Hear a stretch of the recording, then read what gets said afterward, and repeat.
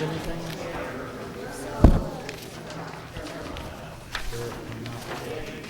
Only got one?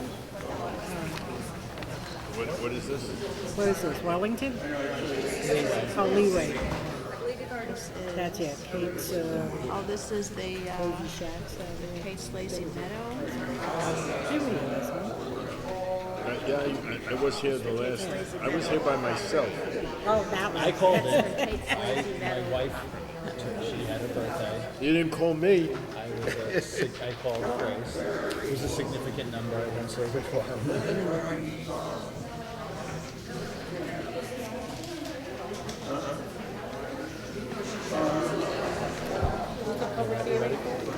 Leeway for this. All right, we're going to begin the public hearing. If everyone would please rise for the pledge.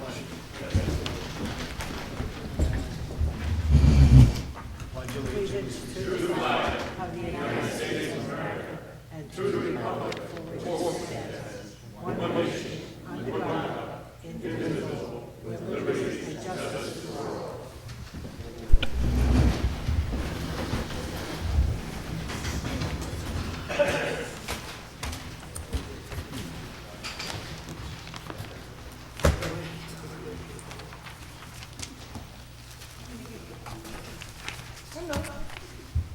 Cliff Rebuffo. Here. Sam Spada. Joanne Kalb. Here. John Horn. Here. Alan Shiner. Here. Vivian Welton. Here. Juan Rosales. Here.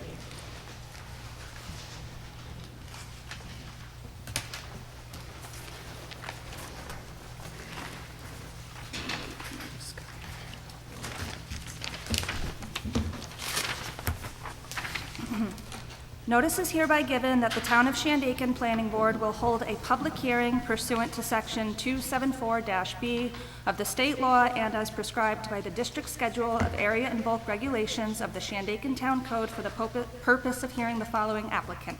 An application for site plan review has been submitted to the Planning Board by Perpetual Space LLC for a parcel located at 5191 Route 28 in Mount Tremper, further identified as SBL number 25.3-1-11, said parcel being located in a residential 1.5 acre zoning district.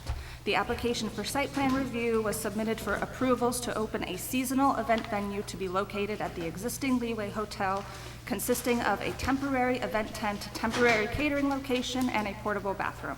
The public hearing is scheduled for February 26, 2025 at 6:45 p.m. at the Shandaken Town Hall, 7209 Route 28, Shandaken, New York. Anyone who wishes to make comment may do so during the public hearing. If you are unable to attend, you may send any comments you would like read during the meeting to shandakenbldg@gmail.com or P.O. Box 134, Shandaken, New York 12464. All such comments must be received no later than 3 p.m. on February 26, 2025.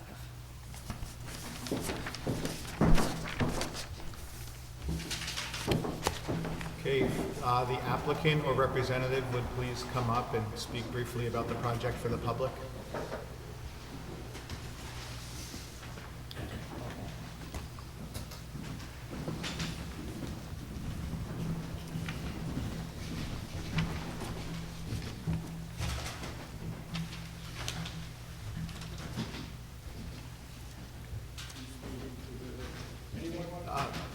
Just speak Use the to- microphone. Yeah, you can speak Speak to us. Speak to us. So, Diego Celaya with Alan Dumas. I'm here representing Perpetual Space. Hello? There you go.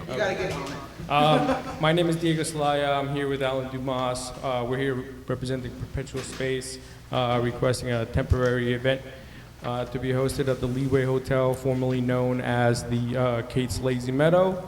The event would be short-term events, weddings, birthday parties, things like that, and we're assuming that all the hotel guests would be invitees to the events.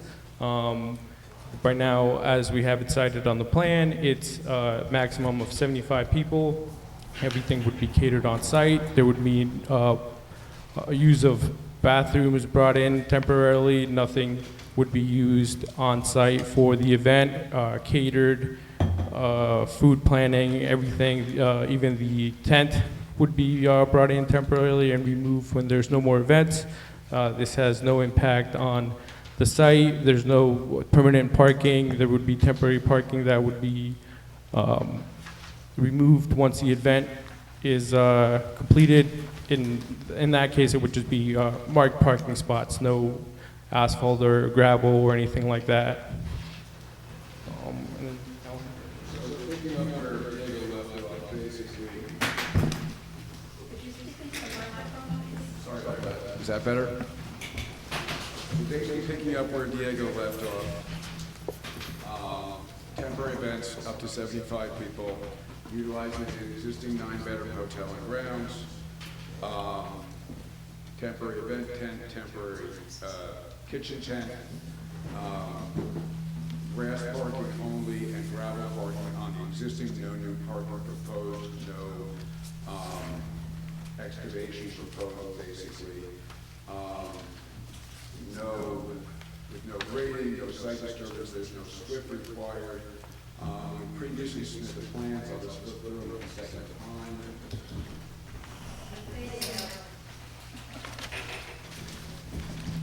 Sorry about that. Sheet 1 was existing conditions, basically showing the existing 3 buildings on the site. You can turn around, Alan. Go ahead. Yeah. Is that better?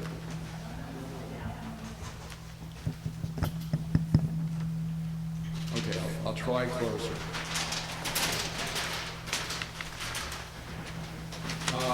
The second sheet shows demarcation of parking with the existing spots. It shows the proposed parking in the grass. Proposed parking in the grass would be valet parking. Could you turn it so the rest of us can see it?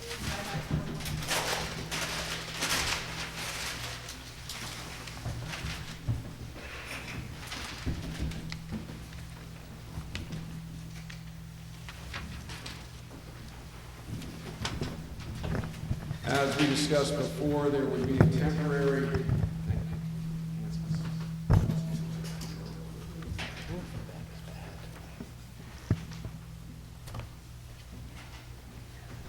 Is that better?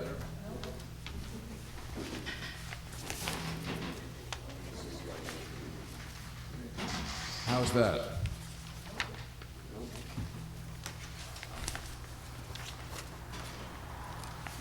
How about that? That's better. Okay, I feel better that it's the technical difficulty here. Anyhow, as I was saying, demarcation of spots in the existing gravel lot, lawn spots over here, 16 of them all valet, lawn spots over here, 10 of them all valet. We would be demarcating the existing road and pathway down to those 2 parking areas. There would be an event tent, a temporary kitchen tent, a portable bathroom building. There's also existing bathrooms on site for guests in the hotel rooms. In addition to the temporary bathroom, there's an existing bathroom down by the lawn area down by the creek. Could you explain the relationship to the creek and Route 28 or that? Sure. Route 28 is right here. Okay. If you're familiar with Conchi Transit at all, Yes, I am. it would be basically right past that on the left. So this is where the cutout kind of is for neighboring properties. So the property expands as it goes further back, and then it goes all the way to the creek. So it's the 28's right here, the creek's right there. On the creek side, my property is 60 feet, down by my creek. Down the street. Okay, thank you. Thank you. Can I also see, because I am the neighbor on the other side of Taunton Transit. I am at 5195 Route 28, which I will be directly next door to you. And that would be where?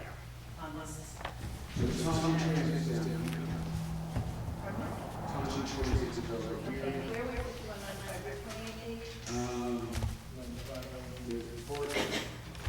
This is maybe up and over here.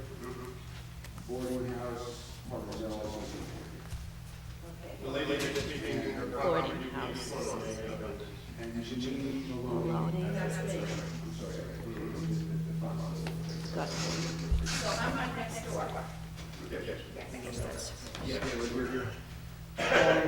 towards the Nisha coming up from Kingston, you would be right there on the left. Yes.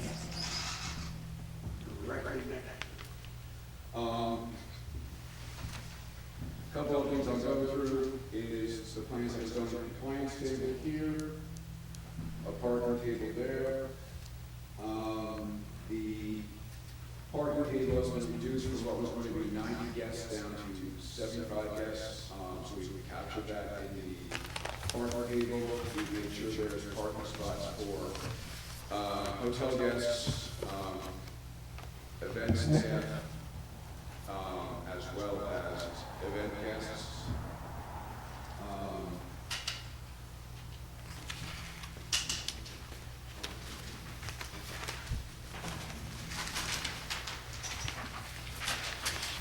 We have a total number, thank you. We have a total number of 41 spots with 2 accessible spots. That's, as far as required parking spots, those are also listed as table down here. So we've met or exceeded the existing requirements for spots. We have had the DEP and the DOH at the site. It is currently a permitted temporary residence, Part 7-1 of the State Sanitary Code, as well as a water supply permit by the State Sanitary Code, Part 5-1. The project would be, subsequent to the planning board, referred over to the health department and the DEP to look at sewer for health and DEP and water for health. In addition to the hotel motel permit through Part 7-1, anyone coming in to do catering would be a Part 14-1 food service establishment permit. So they have to have an existing permit for that. That basically more or less covers the layout on site. We're not proposing any lighting, we're not proposing any landscaping, we're not proposing really any site improvements other than temporary improvements.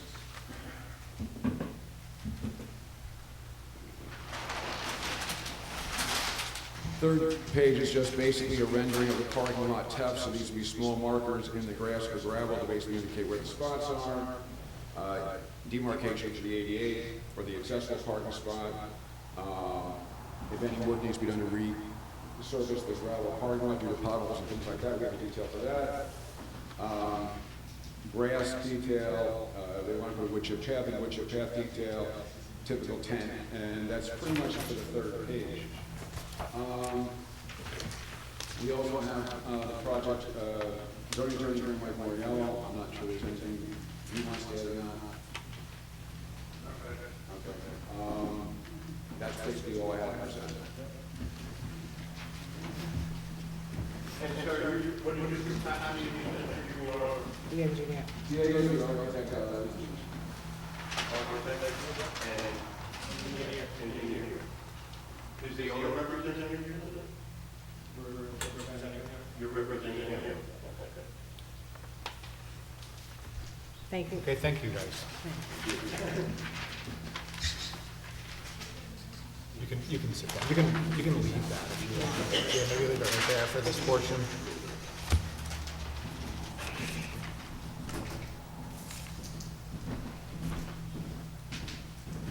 Ted Denman.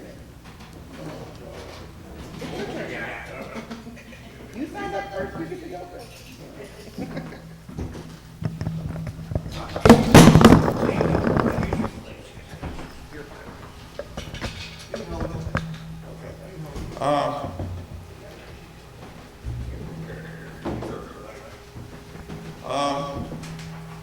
You hear a lot of talking about parking space. And can you tell us where you live also?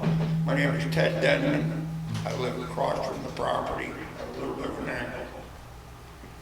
And you hear a lot of talking about parking spaces and outhouses. One thing that you might not take into consideration, but is very important, the way that Met Valley is, the acoustics coming off that mountain. At my house across the road, we can hear when the exhaust gets hot. The acoustics come off of that mountain very well. When the neighbors celebrate Cinco de Mayo, we actually have to turn the TV up so we can not interfere. They only do that 2-3 times a year. We don't let them have that thing.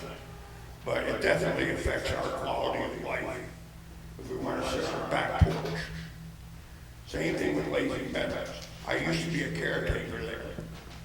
And the number of times my neighbors came and asked me to go over there and quiet them down, I can't count. Because you make noise there, we hear it all the time. More people should have been given this notice. Because it's not a matter of how many cars are parked down in there. It's the fact that we can't sit on our back porches and listen to the crickets over the parties that go on.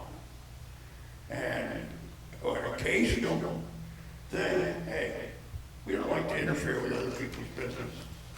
But as a regular thing, it will certainly downgrade the value of our properties. If we have to tell a potential buyer that, oh, by the way, you're going to be listening to a party every weekend in the summer, they're not going to like that. And also I've noticed when people get a variance, they push the limits. They gave Brian Dorr a variance to move his house up on the hill. And I came to the meeting for my father because it was going too close to the line. Well, he pushed the limits and he put all the debris on my father's property line, making that section of land very worth, downgraded. He wants to build a house and look at Brian Dorr's place and a pile of debris. So people have a tendency to abuse when they get it. Variance.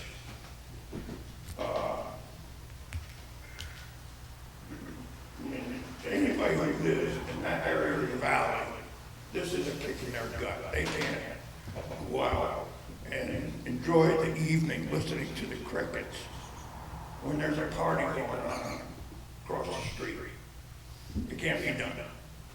The acoustics off that mountain come right back at us. My father should have been given a notice because he has that, he owns all that land above our house. And anybody who builds up there, same thing, devaluing the property because we're not telling, oh, by the way, you're going to be listening to a wedding about every weekend in the summer. And if they bought this property, figuring they're just going to push this through, I mean, we're going to lose value on our land so they can get rich. It really will.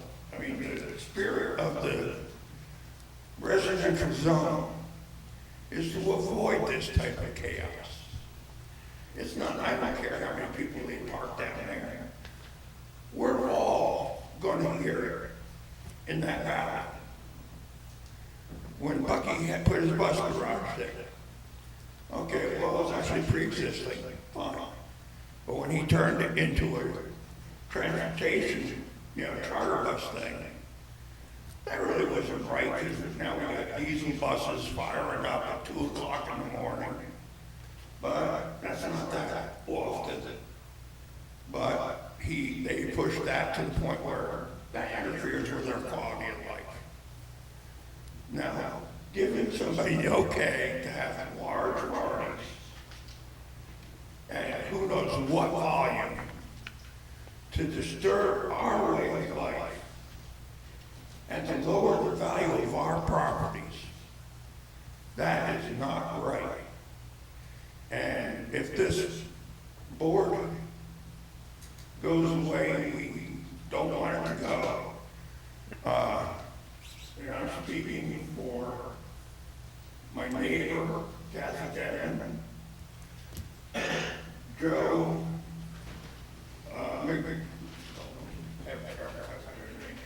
Sorbolini gave me their okay to complain about this happening. My sister-in-law, who lives right next door to me, gave me the okay to speak for her too. I mean, it's not a matter of who lives adjacent to it. Everybody in that part of the valley is going to be listening to that. And we don't want that. It's a real kick in the gut to the residents who like their country to be quiet in the evening. It would be very unfair to all of us if this was approved. And we would have to, I'm not a lawyer or anything, but we would have to find some way to fight this if it went through. And like I said, he did a big thing about parking lots. We don't care about parking lots. It's going to be loud, it can't be avoided. And repeating myself, the acoustics in that valley, at that location, you can hear a deer belch on that mountain or deer.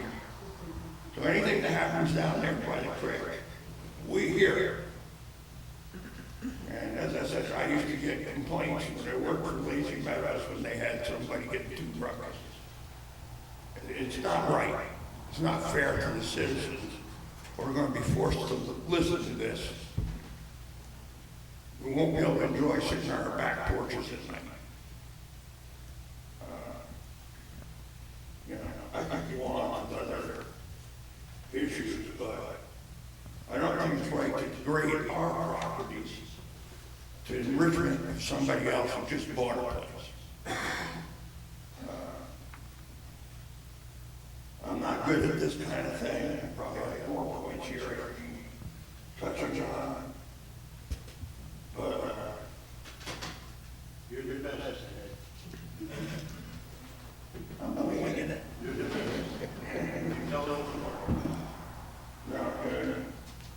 It would not be right to do this to the citizens who live in that section of the valley, because it will impact us. Like I said, we're not going to see who parks where, but we're going to hear what goes on, and we don't want to. I appreciate you giving me an opportunity to speak of my mind, and as I said, I represent some other neighbors too. My father, my sister-in-law, and the Sorbolini were all directly impacted by this. And we're all dead set against this happening to our land. Thank you. Thank you.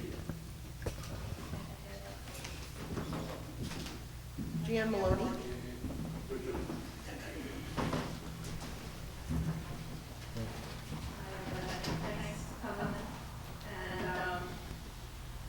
Thank you for your service and for your being here on a weeknight. Can you hear me? Yes. Good. Okay. My name is Jean Maloney. You may have heard before that I am next door to this property. My property line is adjacent to this property. And when the owners bought this property, I talked to the architect when they were doing the renovations, and I said, "What's going on over here?" And he said, we're just updating things, and we're just going to have it for friends and business associates up from New York City.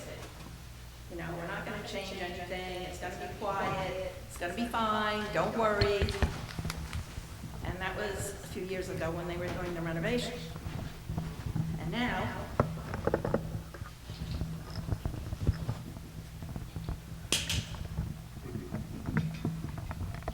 apparently the plans have changed. And I'm a 75-year-old widow. I live alone. I've been in this house since 1986. I treasure my home. I said, they're gonna carry me out of this place. My family says it's too big for you. I'm like, this is where I wanna be. This is where I need to be. This is where I love to be. I don't want to move. I also don't want to have to, every weekend, dread my weekends because there's gonna be parties every weekend. And I have to listen for the noise. I don't know if any of you live where each of you people live, if you live in a residential zone I won't ask you each individually, but if you live in a residential zone, imagine if this was happening to you and an organization bought some property next door to you and decided that they, to make more money, wanted to have parties every weekend. Put a tent up, have traffic, have parties, you know, hooting and hollering, music, who knows how loud. I would be dreading every summer, and maybe even some of the fall, maybe even later spring. Here I've been here since 1986, and now I have to dread where I live because somebody wants to make more money. I appreciate that people want to improve things, but this is a residential zone. If they wanted to have it be the way it was, I don't think it's correct to come back years later and say, now this is what I want to do. And it impacts, as Ted was saying, everybody in the area. I don't want to listen to that. I don't want to hear the music. I don't want to see the traffic. I don't want to dread my life in my own home. So just imagine anybody that has their home, they love their home, that something like this is going to go up next to you, and every summer this is going to be your fate. That's all I can say. I think that the town and the board needs to recognize that you're here to protect the property owners. You're here to protect us. You're here to interpret the law and to protect the homeowners and the people in the area. You're here to safeguard what the zoning is. That's your job. And think about if you were in my position, what you would do. Would you be speaking up for somebody who's doing this next door to you? I think you would.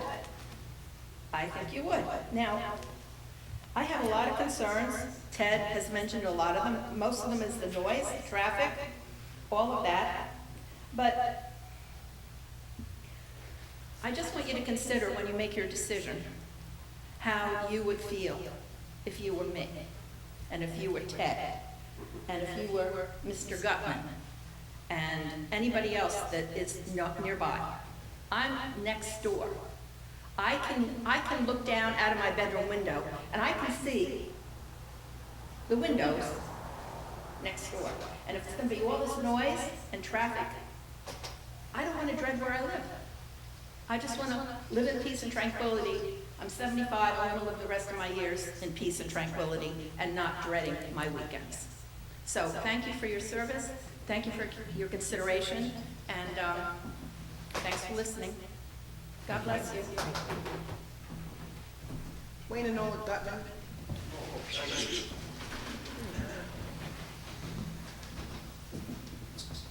I'll address the honorable planning board and the audience.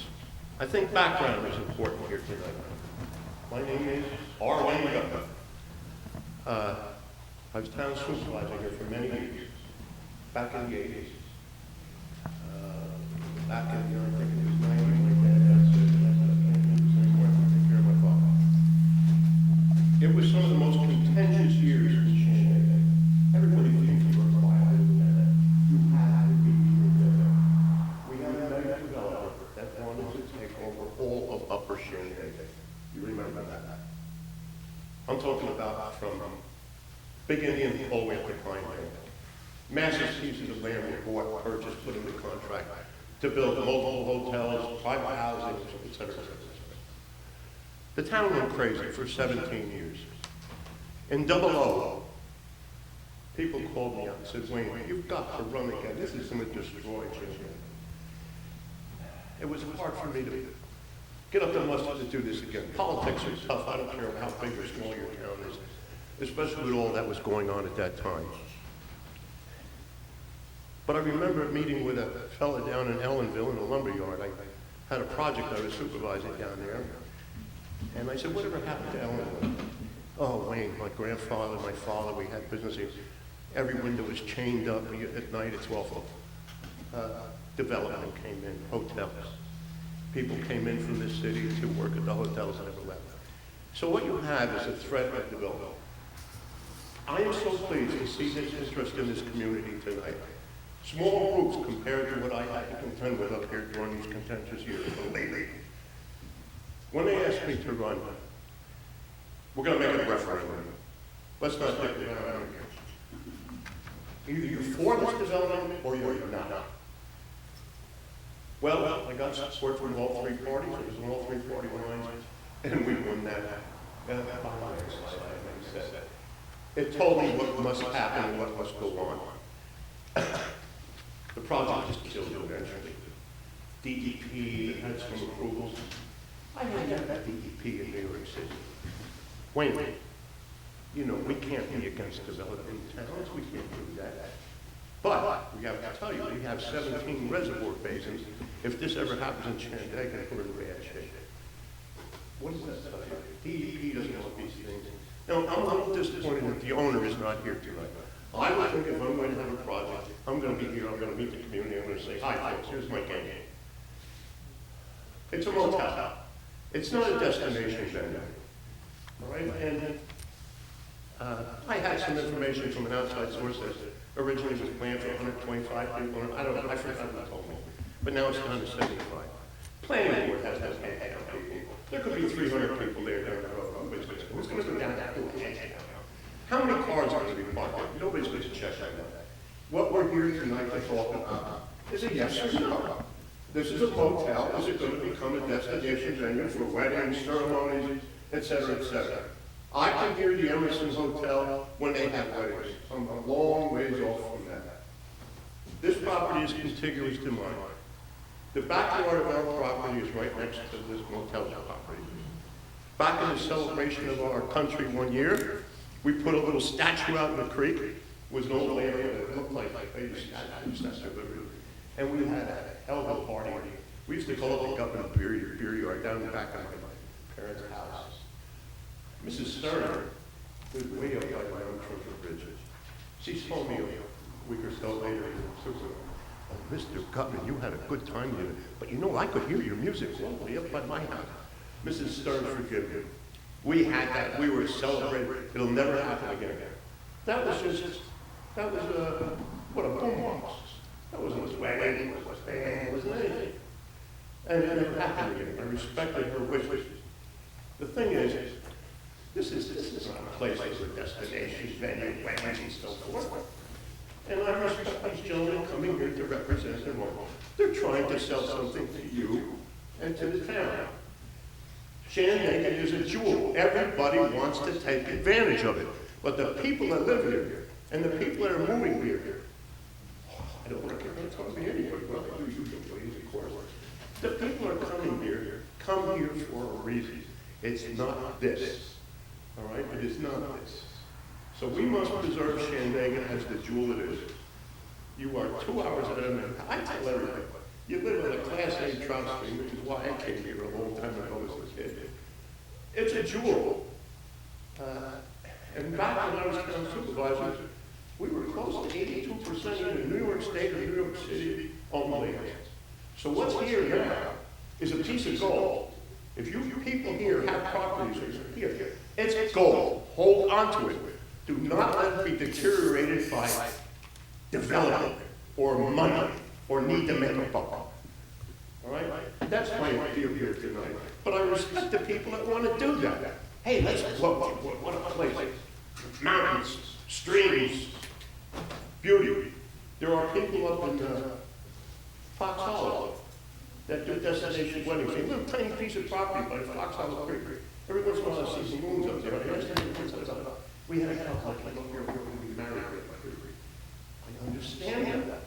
It's as precious as the area is doing. So, I don't want to bore you, but that's my suggestion to you tonight. Protection. Joanne, you know all about this. You've been down that road with me, you and your husband, and so many great friends over the years. I'm 81. I was 37 when I first served on the planning board in this town. Why? I gave a spot, and I still do. Thank you very much. It's so nice to see all you people so interested in our community. And thank you, ladies, for the great job you do. Thank you very much.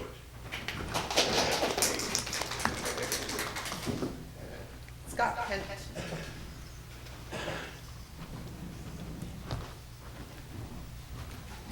Could you say your name again?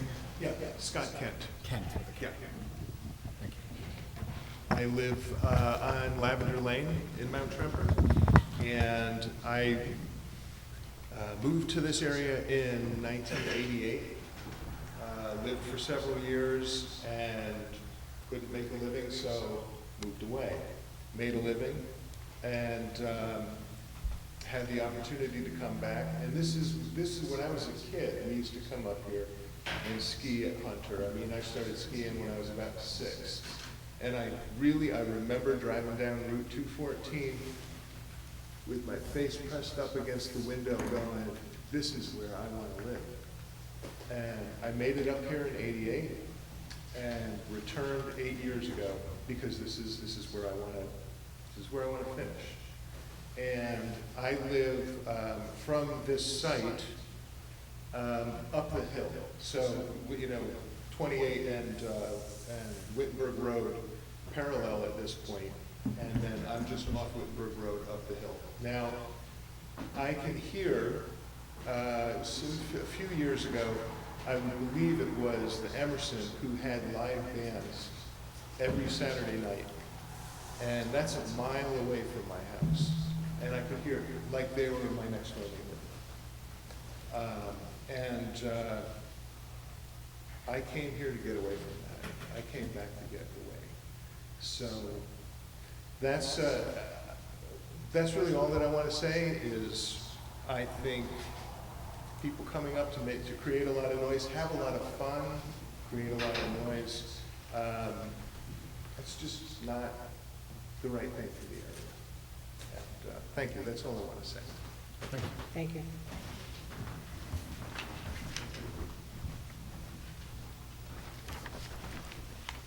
At the end of the sheet? What At is the end that? of the sheet? Yes, and there was one email sent in regarding the project. Yeah, got it. You don't mind.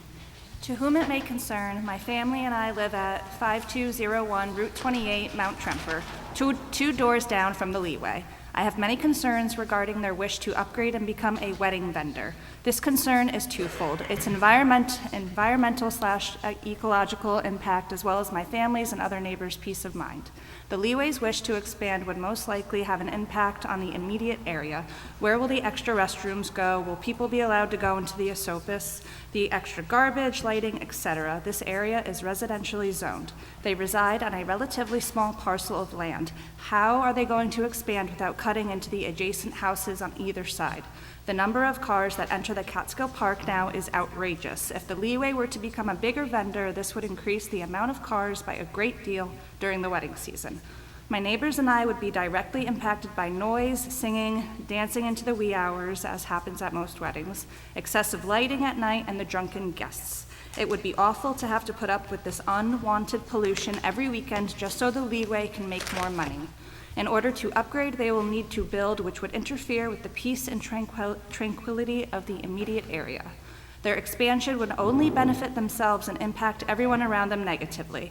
Once again, I will state that this is a residentially zoned area and the Leeway's neighbors should not have to be subjected to any of this to accommodate them. If they want to expand, why don't they look into a bigger property? Would any of you on the board want to deal with this? Most likely not. Please do the right thing and do not allow the Leeway to expand. My family and I have nothing against the Leeway, nor would we want to stop anyone from making progress, but not a major reconstruction in a residential area. Sincerely, the Shooten family. Sorry if I mispronounced that. She's my next door neighbor.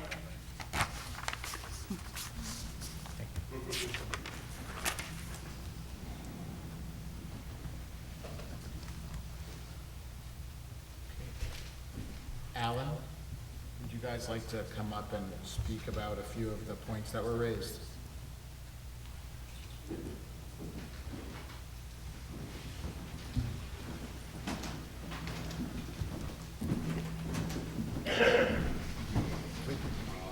Please address us. Sorry, I'll start by just a couple things. As far as number of guests, we revised the plans to show 75 guests for discussions with the board. Obviously, that'd be the responsibility of the owner to comply with that, and if there's issues, the town to basically ensure that that happens. As far as the noise is concerned, obviously, they would need to follow the town, any town ordinances regarding noise. I believe it's 53 decibels at or near the property line, but I'd want to verify that because that was just a quick check on my phone. So I think that was kind of the two main things I should mention. I'm not sure what else Diego has. It seems that the major issue between all the neighbors is.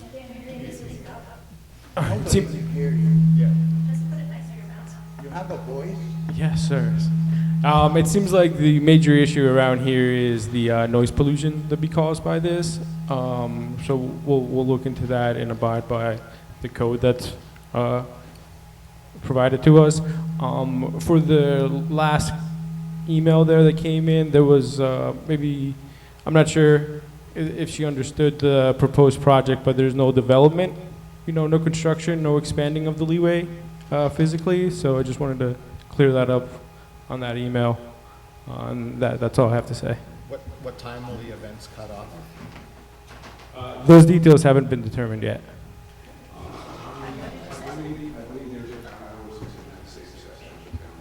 There is, It is. At 53, that's absolutely. yeah, 7 to 7. yeah. No, you're right. Don't apologize. 7 a.m. to 7 p.m. They've got, what's the decibel? 53. 53 decibels at the property line.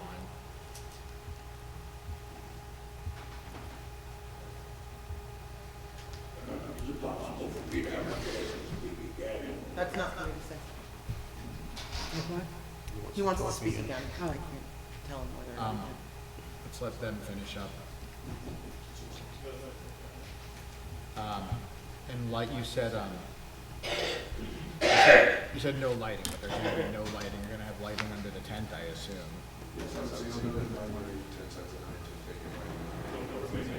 No permanent lighting.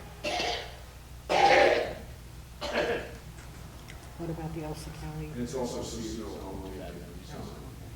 Spring festival, obviously, So how are you gonna get the lights that are under the tent? How are you gonna feed them electricity? There are buildings there.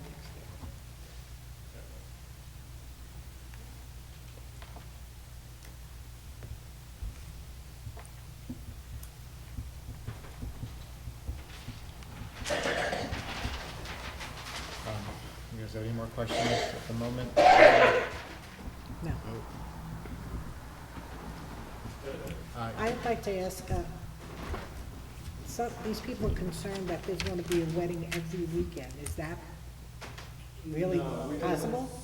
I don't think that's possible, But it could happen. Yeah, it could happen. I can't assure that. All right. Thank you. Ted, do you have something quick you want to add? Yeah, briefly, it's kind of re-going over my previous statement. That area, that mountain is flat. Can't get any steeper without being a cliff. And that reflects all the noise back onto that ridge. Like I said, I used to work for Lazy Meadows, and when people got a little bit ruckus at the hot tub, I had to go over and cool them down. The noise doesn't affect people within 200 feet of that property. It affects them up the ridge. It's going to be a lot of people impacted that like to sit in their back porch and have a quiet hot dog off the burnt off their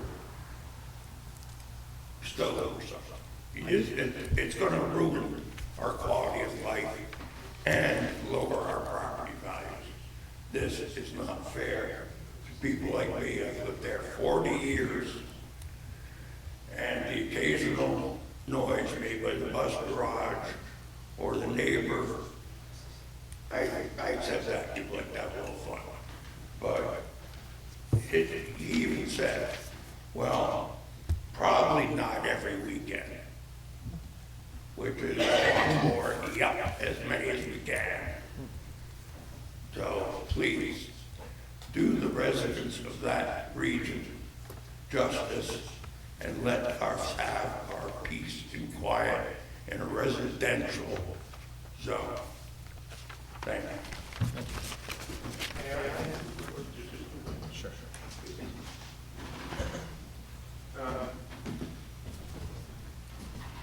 I gave you folks some background and so forth, and I think I gave some out points, so you're like that. This is the age of communication back when I was in business. I'm a dinosaur of communication, I really am. But I can tell you, I've heard walk down the street, I'm so fun to see people, I'm so happy to see people, sorry. So what I want to say to you, in this age of communication, I'm not a Facebook guy or anything, but this is me, like sometimes people will watch it. And women eating out there are extremely concerned about Shandaken. Why? You gotta go to Idaho to find this in your toolbox. You know that. So, my email is www, one easy to win, www.44@gmail.com. Feel free to comment, feel free to send me an email that when you hear your point, we're behind you. If you need us on this issue, we'll be with you. And believe me, everyone wants to look up for this, so we're all concerned about overdevelopment in Shandaken. We're not concerned about, could be 300 there, we don't care how much Robinsons and cars are parked there, 20 cars, 200 cars. You heard what we're concerned about, our lifestyle, our privacy, in the residential area. Thank you very much, folks. God bless you all. God bless Shandaken. Thank you. Okay, thank you. There's no further comments. You can close the public hearing. Yep. All right. I make a motion to close the public hearing. Second. All in favor? Aye. Aye.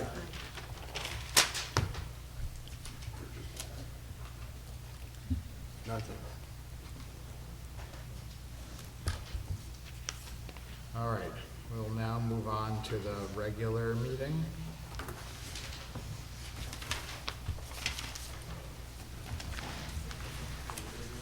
Everyone have a chance to review the minutes? Any comments or corrections? No, nothing. Okay, I'll take a motion to approve. So moved. I move we accept the minutes. I'll second. All in favor? Aye.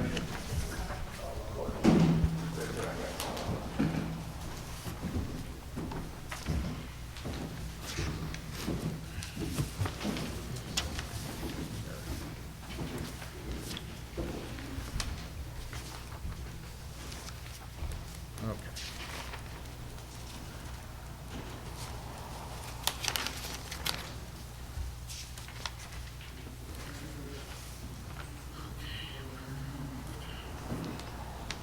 No communications other than that email? Okay, you can take that, thank you. Okay, old business, we'll start right with perpetual space. What other questions or comments do we have for the applicant? I think we need to address what was written by the Ulster County Planning Board about the existing bathroom.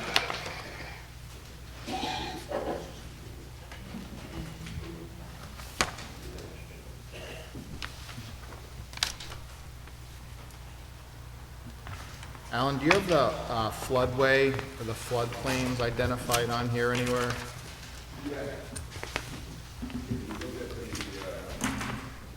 First page and second page, it's not on my back here. Could you come up here?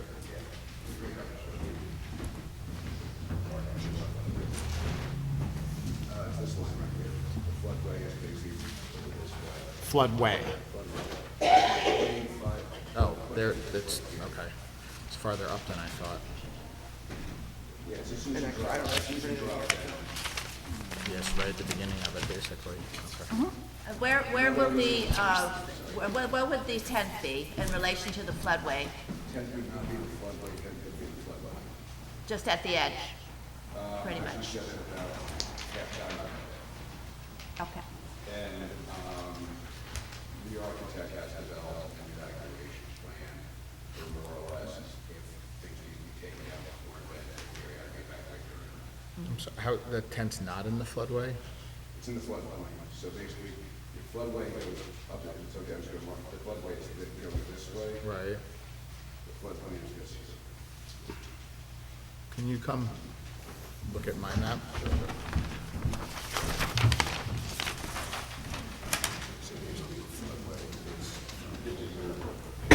Right, aren't I seeing tent in that? I'm sorry. The main problem. The tent's in the floodway. I was looking at that, Okay. upside down. Yeah, upside down. I understand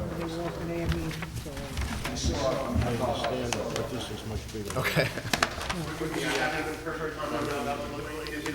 The tent is in the floodway.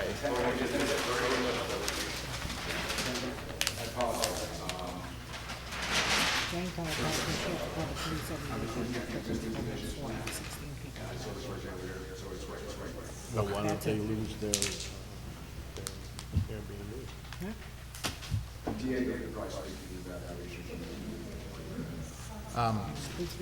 Yeah, if you would, that would be great. I know you guys have a printed copy of it somewhere. I think we will address it now. I think we ought to take into consideration what Keith said. Okay, so we've got the floodway It's a line. residential area, and we're creating here a problem. Where is the tent on this Administration, map? everybody puts up. He's gonna go down and tell them, take care of it. Here we go. It is in the floodway, so the floodway line is here and the tent is here. Okay. It is a business, it's there, it's existing, it's a pre-existing business. Let it be the business that they are, not a new business. I don't wanna let them be. I don't wanna give them, as far as I'm concerned, All right, if you would go over the evacuation plan with us, please.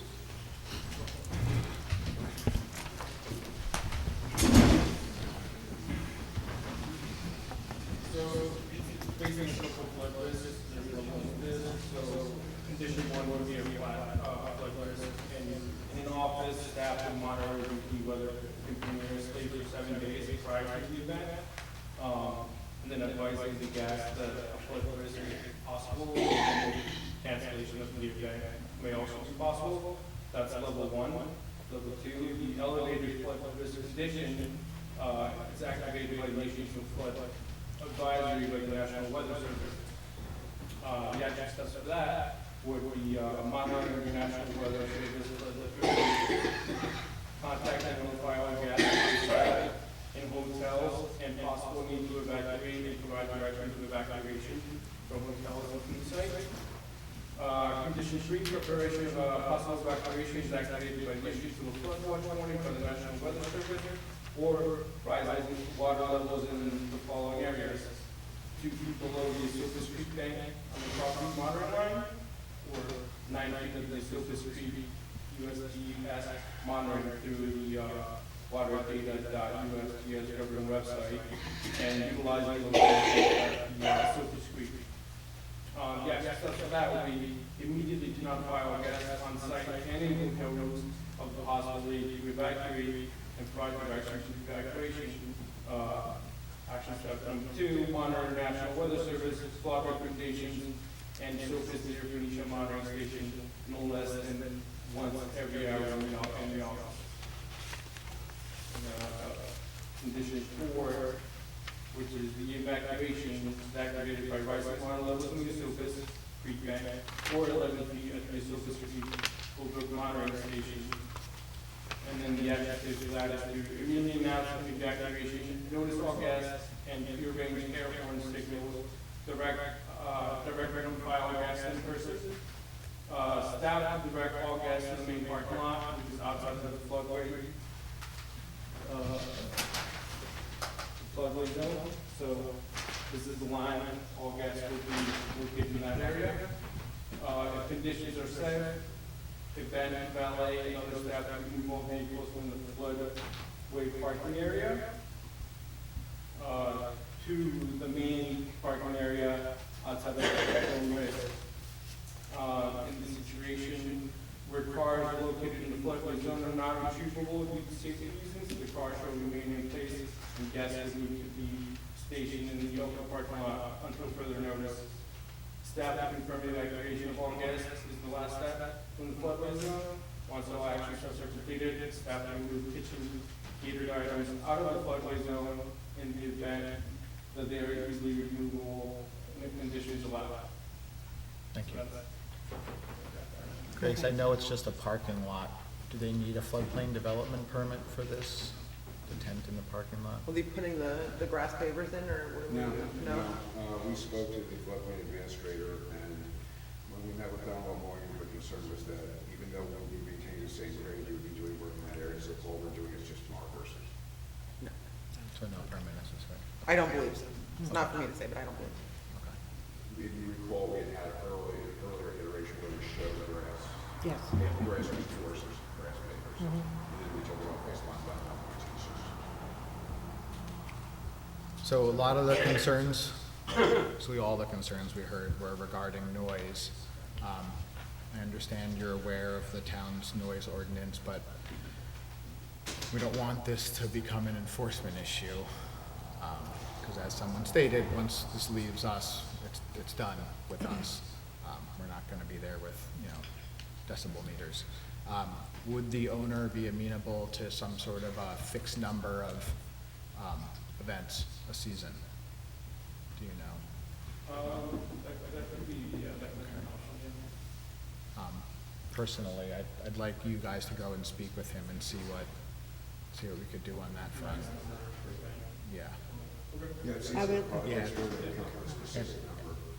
Yeah, and what, exactly when the music's gonna get cut off, that's a question that needs to be answered. I'm really concerned because the town doesn't have sufficient personnel to enforce everything live. Right. Right? We got one person who does everything.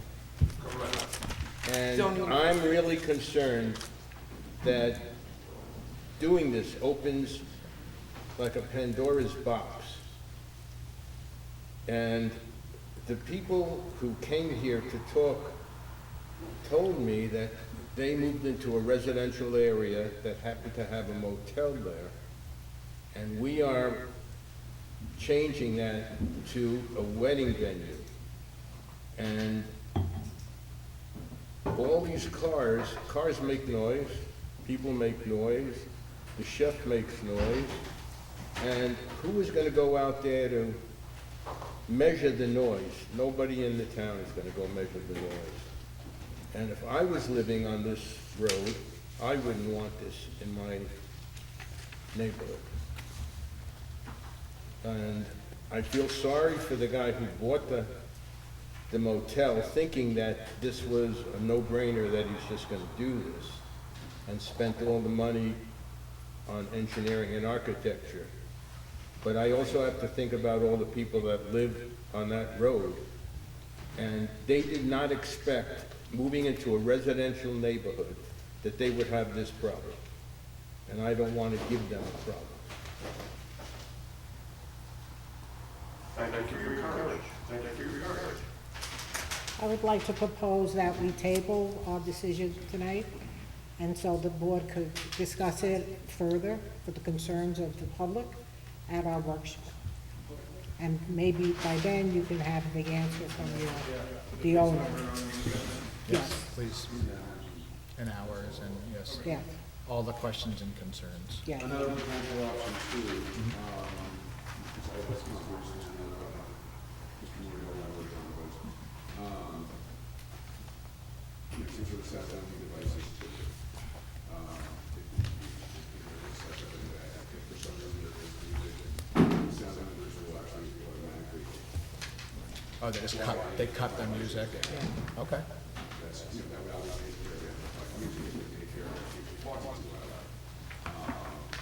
step in the right direction. It would, yeah, there has been, other projects for devices that, because it basically says decibel level, and then for some reason, it's just like music, let's just say, if they shut it off. Thank you. I just add Michael Moriello to the board, two things. Number one, we will go back and speak with the owner. We'll get a conference call and everything going and try and get some answers and some good answers to some of the good questions that were raised tonight. I think everyone should take them seriously. I also want to point out to everyone here that this is a job of the planning board. It was very, very difficult. It's an administrative board. They don't get to decide what projects they like or don't like. They have to enforce the law. We are not, this project is not asking for a variance. It's allowed by site plan and special use permit. And if there's people that are concerned with the allowable uses in what appears to be a residential neighborhood, that discussion is for the town board. They have the power to change that. This board doesn't have that power. This board is stuck to some degree. They can't interpret the law, they have to apply the law. And it's a very difficult job. And it's tough because you get put in unpopular positions. But I think Alan and I have worked on dozens and dozens of projects together, and I think that we have an owner who is not a person who is going to say, I don't care what anybody thinks. I think we can get to some good answers, and we will try to do that. That was my sense as well, which is why I asked. Thank you, Mike. Okay, thank you. Appreciate it. Thank you.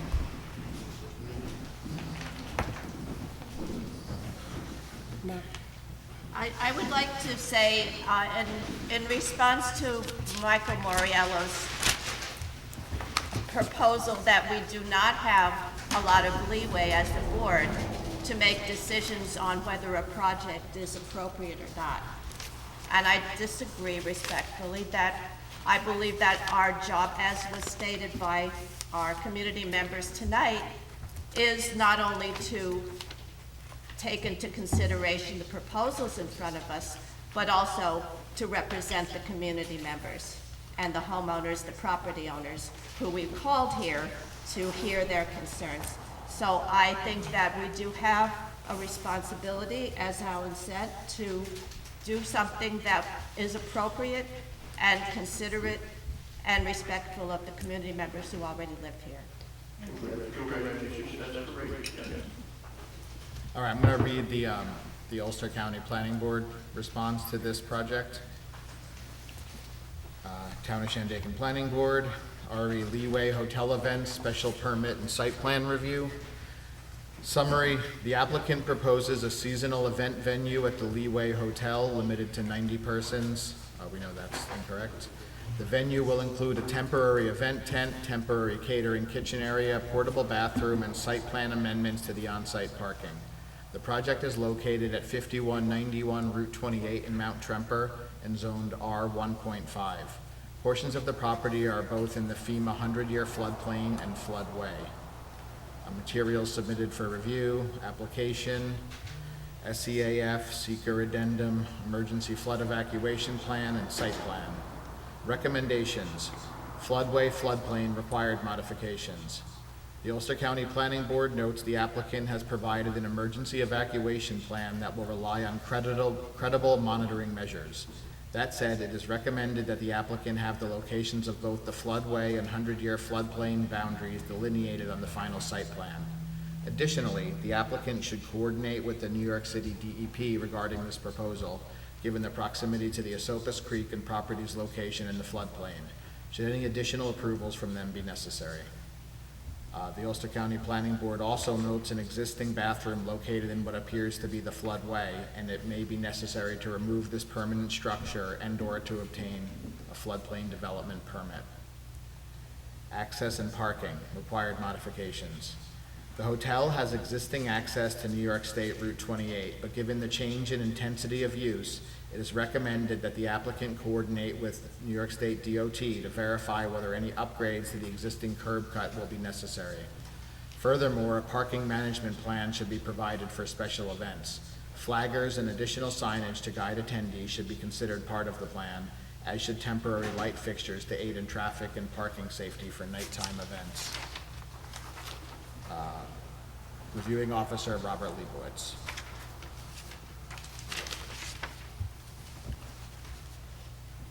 I can attempt to get Donna's opinion about the bathroom in the floodway. Yeah, that would be great. I'll try. Thank you.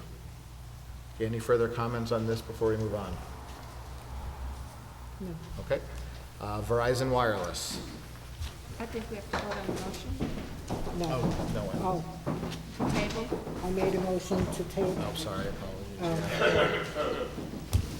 Okay, I make a motion to table our decision tonight so that the planning board has time to discuss it at the workshop and address the concerns of the abutting property owners. Need a second. Need a second? Second. All in favor? Aye. Aye. We're only at 60 days. Yes. Go ahead, Tom. Good evening, Scott Olson on behalf of Verizon Wireless. Lawful but involved. I was here, I think, back in, I think it was November. There's only. We first introduced the project to you, and after healthy discussion of what we're proposing to do, it was all agreed that we would go out and conduct a balloon test to see, where the balloon would be seen from within a 1 to 2 mile radius from the proposed location. We did that. It took a while because weather this winter has been pretty unaccommodating. So we got that done, and so hopefully you have before you the result of that, which is our visual resource analysis. And we took about 32 pictures in the view shed area, and there are only three locations from which the balloon was visible, and that visibility was extremely minor, and you can see that in the photographs and the simulations. And that really corresponds with the view shed analysis that we provided you in advance of that. Those photographs in here? So they're not in the big binder book you have. We submitted it January 21st. They should be on. You guys should have the, In the email? It was a separate. Or in here somewhere? well, they should, The view shed analysis is in your binder, but it's also replicated in the visual resource analysis that was submitted separately on January 21st. it was a big pack. It was a thick pack that they each got a copy of. Yeah, it should It's be. in there? Yeah, it should be. Yeah. What section? Can I see this? No, it's nothing else. Yeah, it should be a separate letter.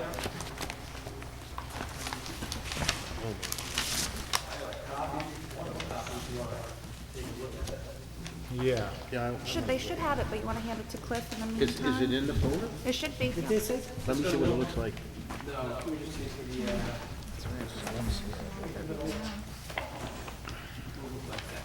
on our letterhead. oh, okay. Oh, here it is. Have the letter. Here. Well, that was just, that was before the balloon. That was the You eagle take thing. that. Yeah, thank you. Sorry, I don't have the additional. That's okay. So, as I was saying, the view shed analysis that we provided you in the original application, that's done by computer models.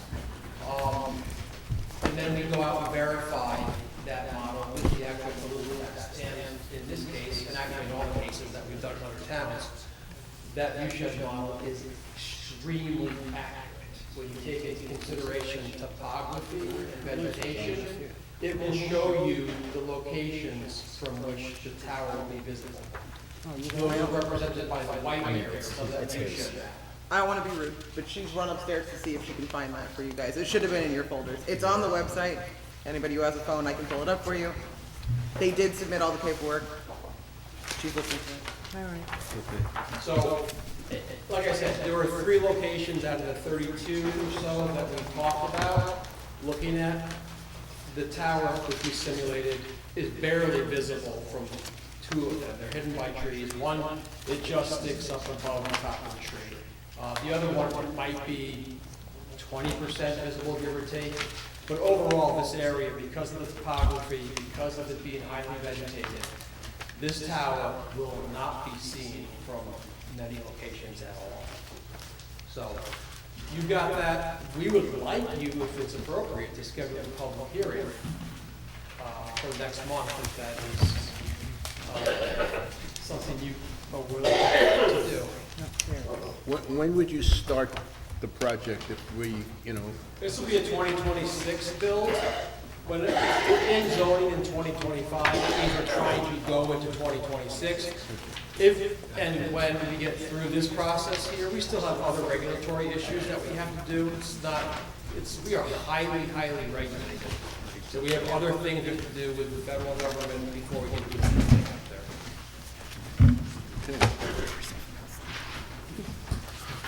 will Starlink come before you build the tower? I'm sorry. Will Starlink come before you build the tower? Starlink is satellite, right? That's correct. Satellite, in my humble view, will never, ever replace the terrestrial land wireless system, because satellite cannot penetrate buildings. And that's where a lot of the wireless now is used. But you'd have to ask, I think, Elon Musk about that. Well, I think he's a little busy he's right busy. now. Well, I have used the satellite here. You can use satellite, but it's going to be outdoors. Yes, I mean, Yes. it always says move your phone to near a window. Exactly. So if you're satellite is very good for if you're on oil rigs, if you're in the desert area. But once you move inside, it's virtually useless. When I started doing this 8 years ago, people would say satellite's going to blow you out of the water, and it hasn't. We told them it never will, and it will not.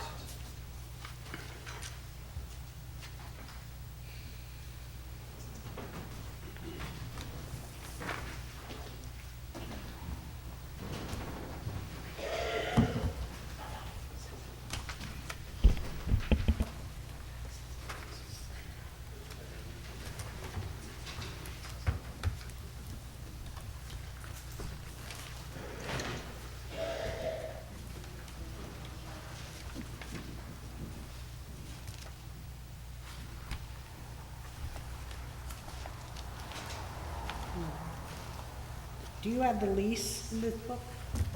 I don't think the lease is in there. Because I have a note here that the lease is missing from the booklet. Yeah, we need to see that. We need to see that. Yeah, I can get you a redacted copy of the lease. All right. That won't be a problem.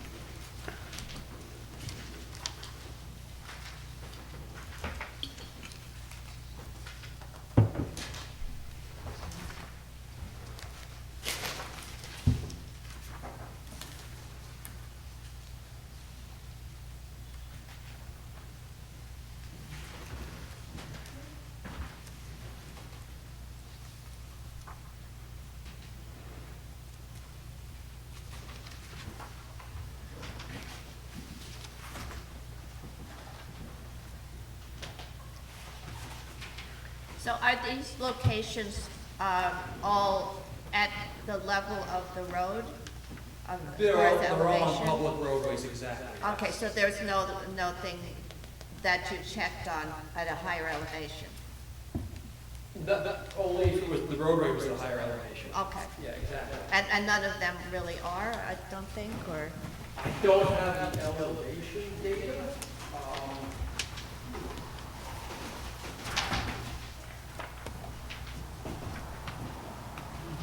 I don't think they provide that actual data in the report. Although, they give you distance from the site, but they don't give you the elevation. But it's like ground level, or the first order photograph whatever height that Yeah, person is. yeah. Between 5 and 6 feet. So I guess we can assume that if somebody's looking from a higher elevation, they'll be more visible.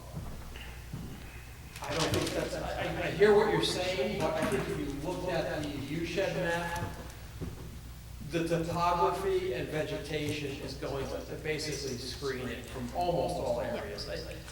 It's like if you have the tower up here, and the person's home is here, but you have trees right there, at their level, they're still gonna look at the trees. It's just the angle I'm looking at. So what is the elevation, the height of the tower? 160 feet, there's a 4-foot monopole, 4-foot lightning rod at the top, but that's barely visible. It's, that diameter. So even with that height of the tower, and that's necessary because we're in a fairly rural area with a large area that we're trying to cover because obviously there's no service around. But even with that height of tower, if you looked at our visual analysis and the view shed map, it's just going to be so well screened. Is there a shed at the base? For like No, we used to use a 12 by 30 equipment shelter, like kind of a standard utility. But now we just use outdoor equipment, it's all weatherproof, and which means that the actual footprint is a lot smaller. But it'll be within, I think this is a 40 by 60 secure area at the ground, which is not visible at all from public roadways.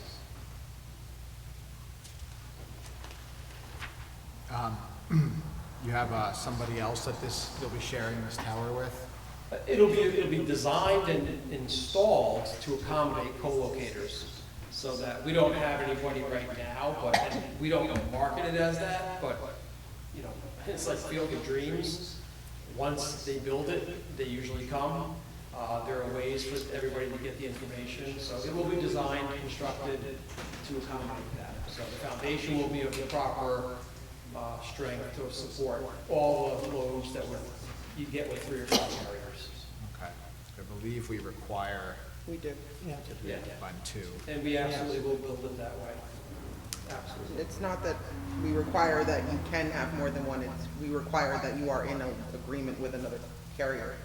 Yeah, that's, I'll just be blunt, impossible. I know this is your law, it's impossible because no carrier will ever say, yes, we're gonna go with you and do it jointly, because if you go to the other carrier, if they come to us and say, hey, we've got this tower to the Shandaken, what do you think? We're gonna say, yes, not on budget right now. There's no way to coordinate that. However, it will be designed and constructed to accommodate. And that perhaps is the hardship, but it's not. Do you know what I mean? Yeah. Let me look at the wording of it. I'm getting there. You know what page it's on, do you? I don't know. I sent it. I just saw it.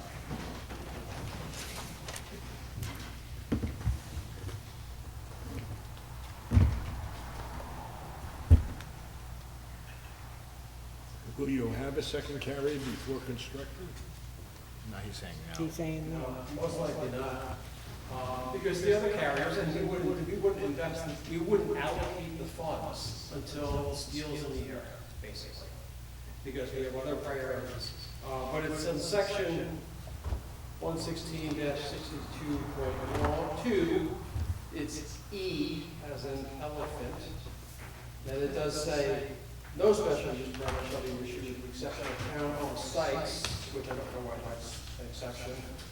But until the applicant provides proof that space on the telecommunications tower has been or will be operated by at least 2 communication providers.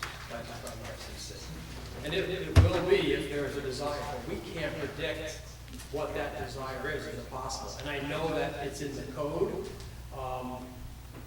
Unfortunately, I have this discussion a lot of times. I've got a code of dealing with another town, and I'm like, well, you're gonna have the balloon test 3 days before the public hearing, and I say, that's fine, it's in your code, but it's so weather dependent, that we could throw the balloon up there and it's gonna be utterly useless. So it's like, sometimes these are written in a vacuum, like this, I get what the point is. No. You're trying to make sure that there's not a excessive proliferation of towers, and we don't want that. That's why we will design and construct it to accommodate, and that can be a condition, so that, you know, so that it's not designed cheaply, and then a carrier comes down the road and says, we want to go there, but it's not structurally capable of it. We won't do that. Easily see a condition. What sort of language could you offer to assuage that concern on the, do you have anything like that? Oh, I can actually, may have a co-location letter. Want to take down the signs here. Because that is often, I don't have that here, but I can give a letter on Verizon Wireless letter that confirms that they will allow co-location on the tower with other licensed carriers. We've done that plenty of times before. Is there any limitation on how many you could accommodate? It'll be the number of licensed carriers basically in this area. I mean physically. It'll be a total of 4 basically. And we do also offer space on the tower or for municipal purposes, rent-free. We don't charge anything. We just ask that the municipality pay for its equipment and the electricity that it uses, but that's rent-free.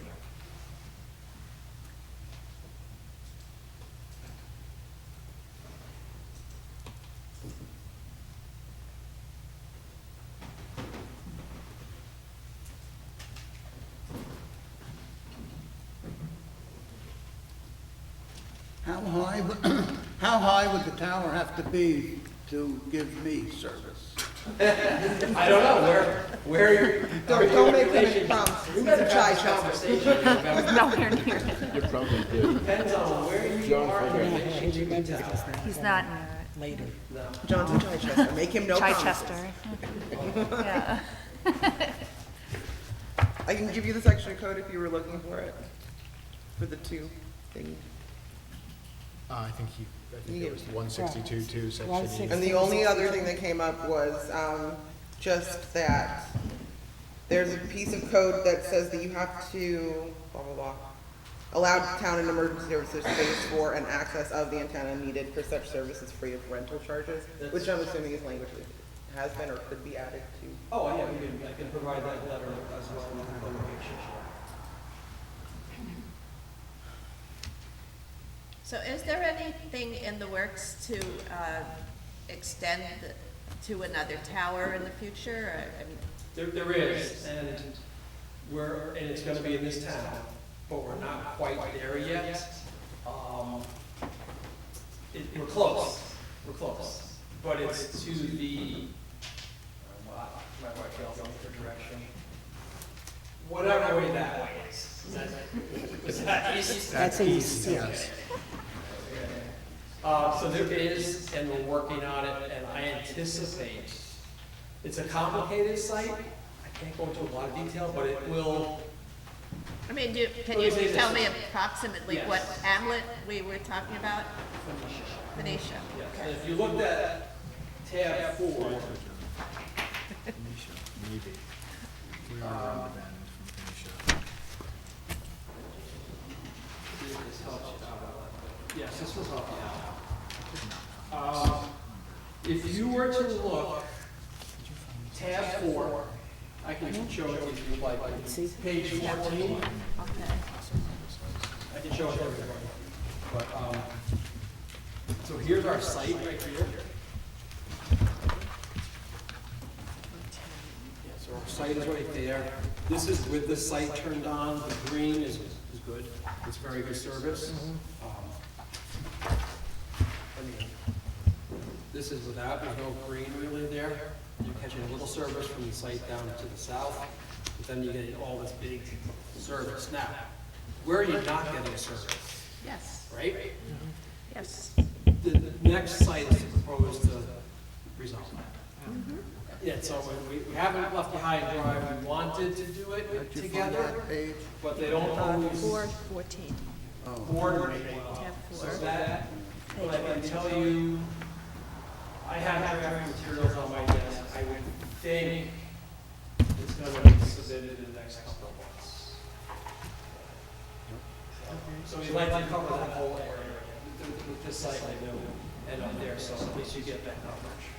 So you're gonna cover his house then? If that's where it is, then you. Chichester, which is at the top of that area? Yeah.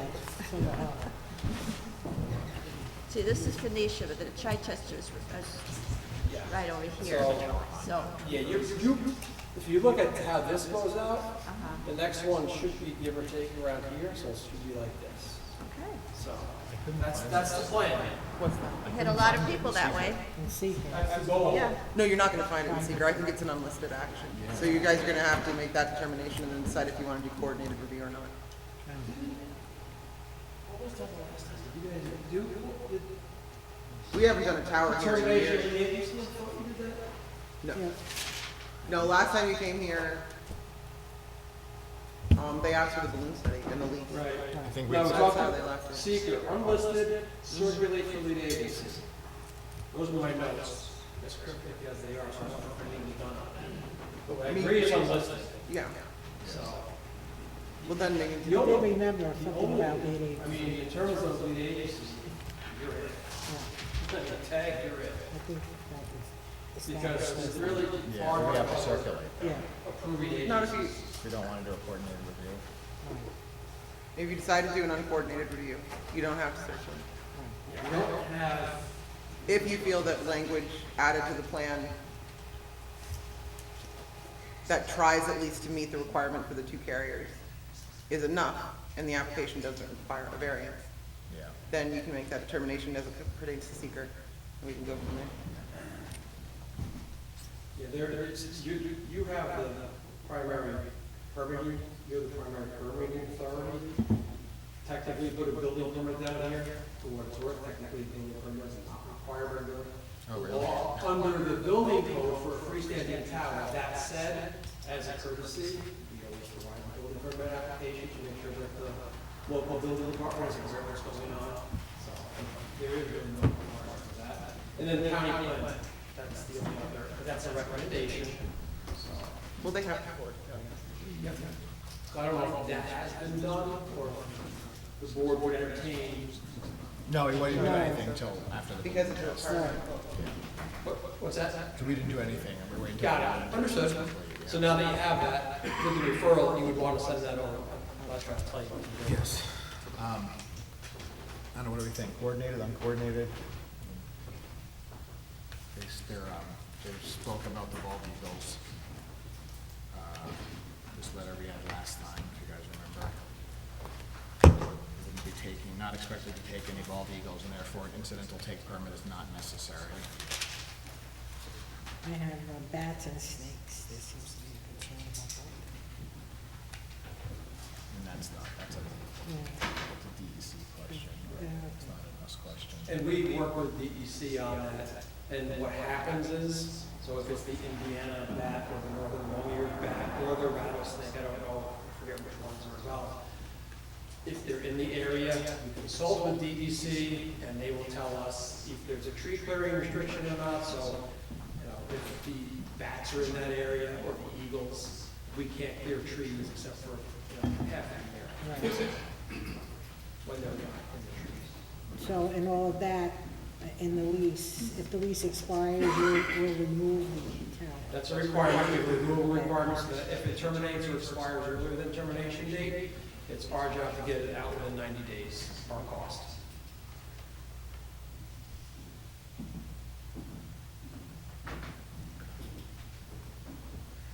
All right, what do you guys think? Yeah, I think we should send it on. Send it on to public, Yeah. public hearing. It needs to be referred to county, and it Refer needs to be to referred to county. county as you all are going to be reviewing it, and you've asked for a lease, We need to see and I the can't lease. send it to county. We need to see the language for I shouldn't. the two It's up to you carriers. guys. Need to see that, and, something. Yeah, I guess that was the two things, really. And it's important to note that I will happily make sure that the referral to county, if you want to do it now, goes out tomorrow. But they meet the first Monday. They're not going to have time to review this for your March meeting. Yeah. So if you want to schedule a public hearing, feel free, but you're not gonna be able, or you're not supposed to vote on it until you get that reference back from county, and you're likely not to get that until April. Let's do it, yeah, let's do it in 2 months. You can do it just with that information, do with that what you will, I guess. Yeah, we could do a public hearing in 2 months. Yes, Instead of next month. That'll give us that will time be to for get the it April back. meeting. All right, so at the end of April. No, Mid-April. no, No, the the beginning, it's second second week, yeah, this is April supposed to be a 9th. workshop, but the weather and people got better. sick and, yeah. So that would be April 9th. They got, yeah, we had 2 cancellations. Okay. April 9th. And I'll get you a copy of the. Can you email it? Yeah. 6:45? Sure. April 9th, 6:45. We have to vote on that. I make a motion, we hold a public hearing on April 9th at 6:45 in regards to the Verizon Wireless application. Okay. And how do you want it? Sorry. All in favor? Aye.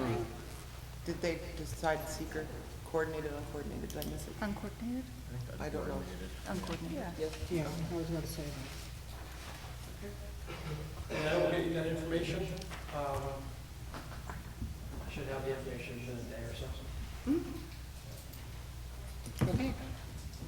Thank you. I can send you that piece of code about giving the town access, just the numbers. I got the power up, that's fine. We'll mimic that in our letter. Beautiful, thank you. Not a problem. Thank you very much.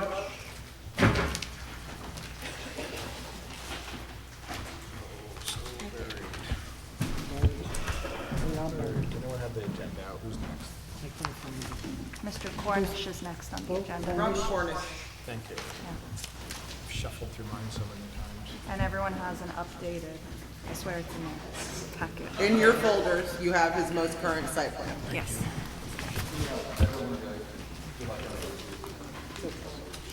Everybody's just listening to it. I promise. Looks like a lot of stuff in there. You're scaring Cliff. Let me Don't just preface. startle Cliff. We have That like is if we do 4 a things digital, left. digital presentation. These are the copies of what you've already received. He gets it too. They just look bigger. Said I think they're just bigger.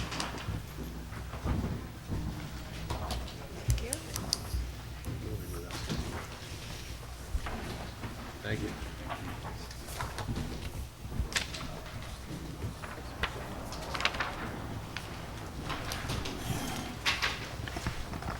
Okay, thank you. So Rob Cornish, for, I think the address is now 338 Silver Hollow Road.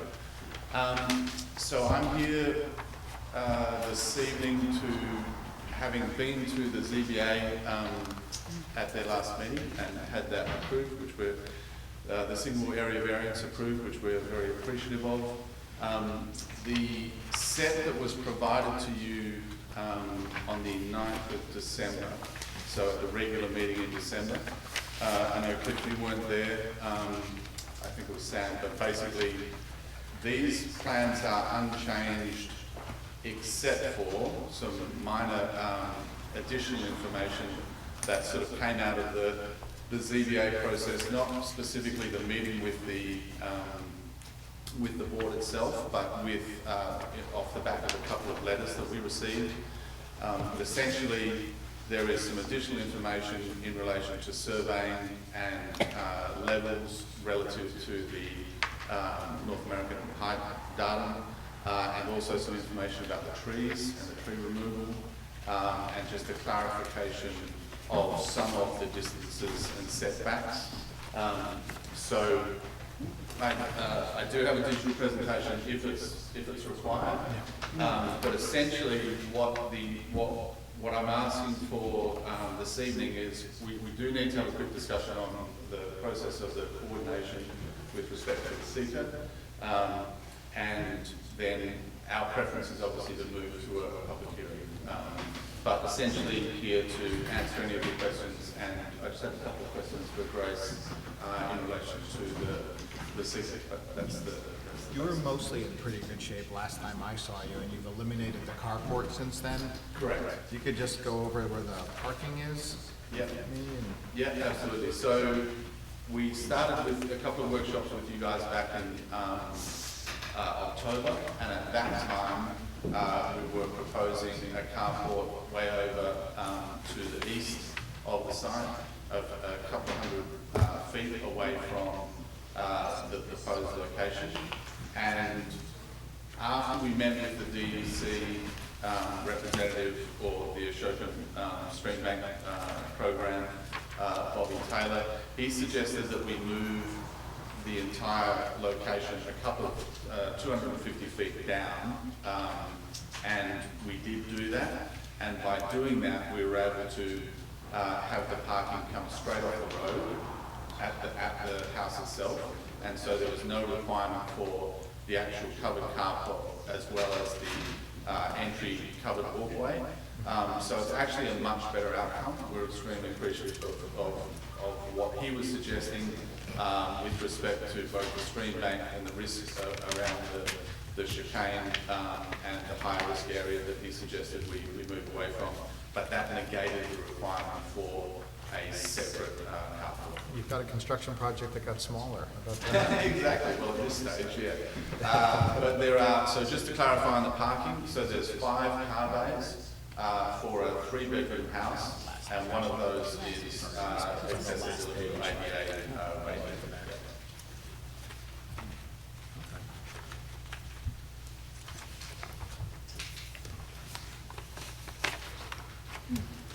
Yeah.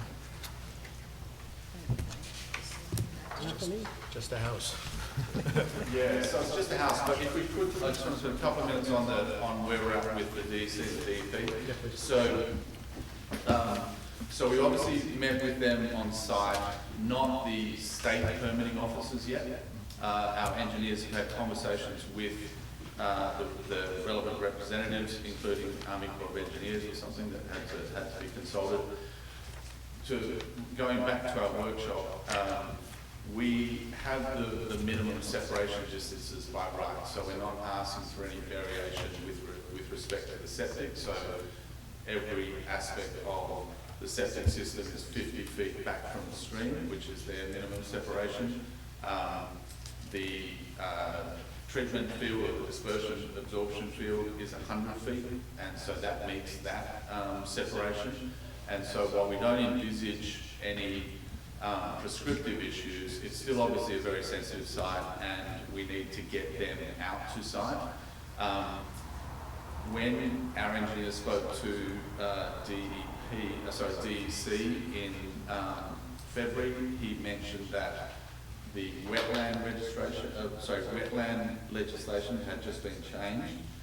That came in on the 1st of January, and that reduced the minimum wetland size from 12 acres. So it was previously less than 12 acres. It didn't trigger that legislation. Now it does. There are no wetlands besides the streams on our property. There is one on the adjacent, but we achieved the minimum separation of 100 feet. So we don't envisage that's an issue. But when we spoke to them, they weren't even clear about how it was going to work because it was so new. So I had a couple of conversations with Grace. We're easy either way, but our preference is to have a coordinated review with you guys as the lead agency. Just because there's potentially a range of different things going on. If that's not what you want to do. This is a type 2 action. It doesn't require that. Yeah. You'd be the first person that ever asked for more review. Well, we just want to make sure we're not missing anything. We appreciate that. Yeah. I don't think it's necessary. So, and probably I should say, so we had a couple of letters, one from the neighbour, this was part of the ZBA public process, from our neighbours across the road, which really was just questioning, we had a real mistake. We had a note on our plans which said these are approximate only subject to license survey. They pointed out that needed to be clearer. It's not the case that we haven't had a survey, we have had a survey. It's just that we had a sort of a stock standard not for construction on there, so we've amended those on the plans. They obviously expressed their concern around the work that had been completed a few hundred feet up, which is all of the work that Bob Taylor and his group did. And we were able to confirm that we moved the whole thing down to 250 feet per their recommendation, so there was no impact on that whatsoever. And then there was a question of the eagle, which I think we cleared up. We've simply modified those, but the key point with the ZBA was that it's only one area variance that we were looking for, and that all of those environmental issues, the second letter was a little less, a little more animated, a little less flattering of the project, but that letter's concerns were environmental, and in the process with the ZBA, I think it's fair to say they basically made the point that the area variance didn't really address the environmental. It was this process and the public notice period that would address that. So that's hence we were kind of like, okay, well, is it better to just have a coordinated? I don't feel it's necessary. I mean, this is a single-family residence. If you weren't so close to the stream, you wouldn't even be here at all. Yeah. And you've addressed all the stream-related issues, I think, very thoroughly. I don't feel coordinated as necessary. It seems like a lot of extra for, I mean, I think you could move this to public hearing. Sure. Take a motion. Public hearing next month. I make a motion. I'll second. All in favor? Is it March 12th, March 6:45? Does that work for you? That's great, thank you. Yep. Yeah, that's enough time. Yeah, 10 days thinking. Is that no conflicts with that? You got no scheduling conflicts with it? Did this board make the formal determination that it was a type 2 action at any point, or would you like to do so? We should make it, yeah, we have to vote on that. Wait, do we need to stop for a minute, guys? Yes. Oh, thank you.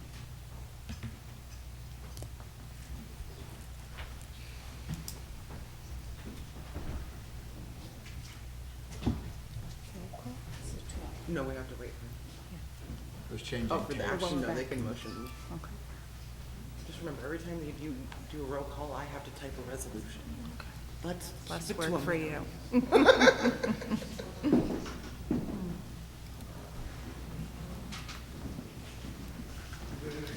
Thank you.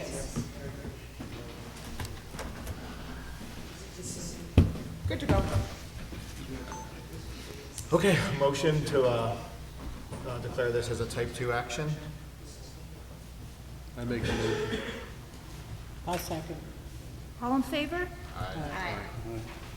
Then, motion for a public hearing, March 12th at 6:45 for Robin Cornish. I make the motion to move to public hearing, March 12th. Second. All in favor? Aye. Thank you. Thank you.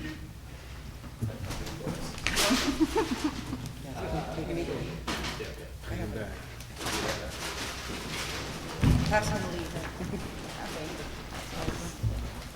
They want to pass it down. I think Wellington, these large maps, should I? They're really heavy. I gotta keep it. Actually, if I don't keep it, I can keep it in my folder for the hearing. Wasn't there more buildings in the original plan? Yeah, he changed it. He took them all out. What's that?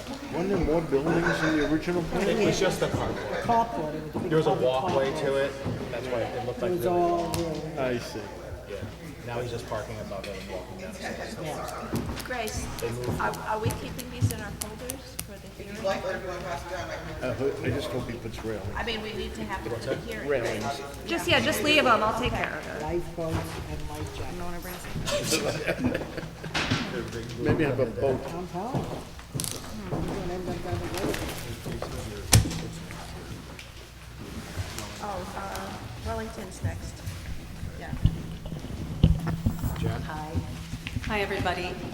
I'm Jan Jaffe, and I'm the president of the Wellington Blueberry LLC and Friends of Pine Hill Historic District, a nonprofit organization committed to community development in appropriate scale community development in Shandaken, particularly in Pine Hill. And I'm here with the other officers of the Wellington Blueberry LLC and the Pine Hill Historic District, Friends of Pine Hill Historic District, with our developer, Rubco, and with our engineer and our lawyer. And so we're all here to answer questions. I'm just going to give you a really, really quick, because I see the time, and I want to save everybody, and it's almost my bedtime. This is a project to save a derelict historic building in Pine Hill. We're converting it to 10 affordable housing units for people who work in the area, and a small commercial grocery market / cafe. We've been in front of you about 4 times since we bought it in December of 2023. It's been very constructive and helpful. The workshops really helped us think about how to proceed, and I think we've made a lot of progress. We submitted a complete application to the planning board in early December. We've got a partnership with TRW Architects, and the drawings that you see here are related to that in the application. Our schematic drawings from our architect have been approved by SHPO and the National Park Service. That happened at the end of December. I think we've put together a site plan with parking on the site, and that is in the application. We also have new site plan information about vegetation and lighting. With our lawyer, Mike Moriello, we met with Shandaken staff in December and went over just all the variances that could possibly be needed for a project like this, and I think we got a pretty good handle on that. And Mike had sent a letter to the planning board in, I think, January 15th, outlining all those. We also had a report done on endangered species, none, and a report on an archaeological report, no archaeological findings. We have had 2 community information meetings. I wanted to tell you about them. One was at the Phoenicia Farmers Market, where we put all these drawings out and our plans, and that was in January. It was very well received. And then last Saturday, we have a show that's at the Pine Hill Community Center. There's a very well-known architectural photographer who took pictures, existing condition pictures of the property, the inside and the out, showing the decay in a very beautiful way. And also we had the drawings up. We had Kevin O'Connor and other members of the staff of Rubco, our representative from our architectural firm, and all the owners were there, the officers of the LLC, to answer questions of people. We did presentations, we answered questions, and everyone can see the drawings, and they're going to be up probably, I would say, I think the middle of March, and at the community center. So we're here to answer any questions you have. Our hope is that we can move to scheduling a public hearing, as we're required to do for the SECRA process, and we'd love to get that going, have a vote on that today, but we want to first answer any questions that you have, and Alan, Mike, myself, Kevin, Lauren are here for that purpose. So we're up to 10 spaces now. 12. 12, excuse me. Over there. Yeah. It's still 5 studio apartments and 5 one-bedroom. Correct, yeah. So that's, I'm still need 22 with employees. 21 or 22. We landed on 21. Yeah. We did, just remind you that we did go back, the town has voted a resolution for payment, specifying payment in lieu of space. Okay. So we're ready to do that. Good. What did they say? $250 per space. Is that annual? No, It's one time? yes. Oh, good.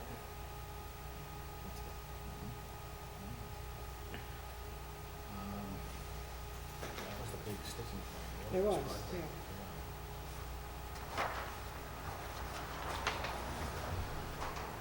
Has anything changed since we saw these last, aside from the parking layout?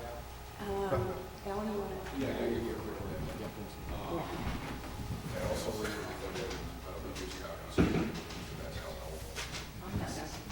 helpful. You don't like those giant? You know, as Jan mentioned, we've gone through this with the board before, but we have made some modifications. Jan covered the project team is. Basically, the most recent set we submitted to you. We added an existing conditions plan, which is basically just taken from the site survey, which is the first page that shows the Wellington Hotel. The streets, the footbridge.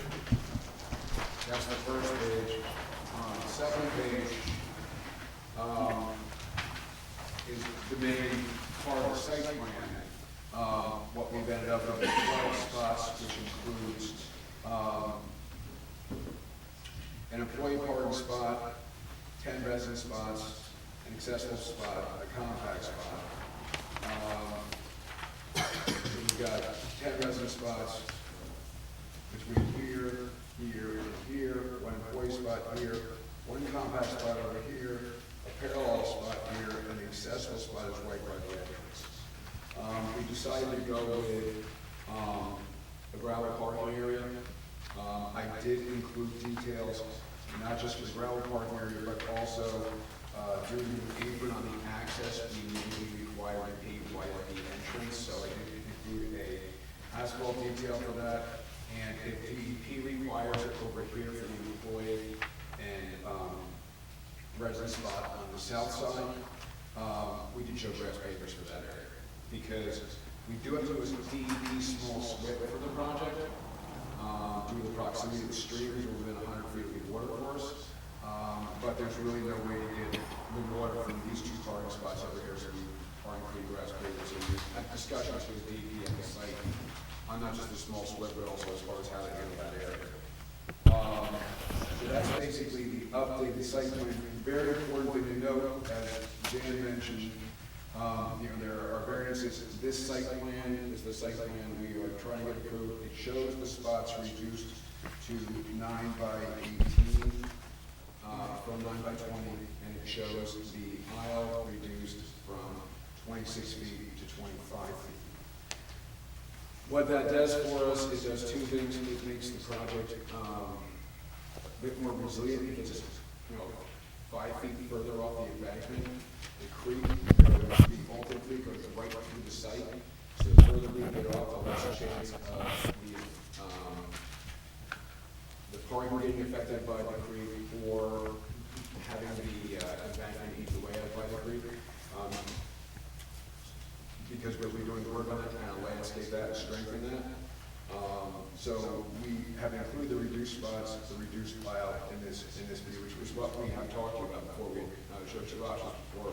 This is the option we're pursuing. The next sheet, as far as site plan, is the detail sheet. The detail sheet basically covers basic plantings. There is one spot where we may do a rebuild of a stone wall or small landscape block or other retaining wall, where we kind of go from the 500-year floodplain to the 100-year floodplain on the site. We included parking stops, topsoil details, tufts, basically from demarcating the spots. Keep in mind, most of these spots are resident spots. Our goal here was to get one spot per resident apartment, 5 studios, 5 bedroom apartments, so 10 spots there. So these tufts should hopefully hold up fairly well, given the fact that it's limited people going in and out. We did crossing those as far as how to maintain that. There's also a few really useful details on this page. I won't get into the full detail on it. The main thing that really has changed, or I shouldn't say changed, the main new thing we have to add is we have included a colored landscaping plan from the architect's office, from Baylor and White Wilson.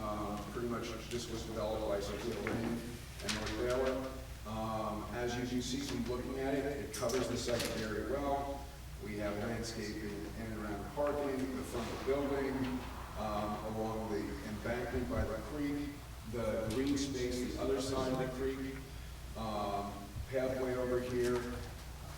What's very nice about the plant is not only does it show how they've done a nice job covering the site, it also shows how that landscaping basically incorporates with the parking and stormwater, and everything's coated over on this side as far as actual photos of typical plants.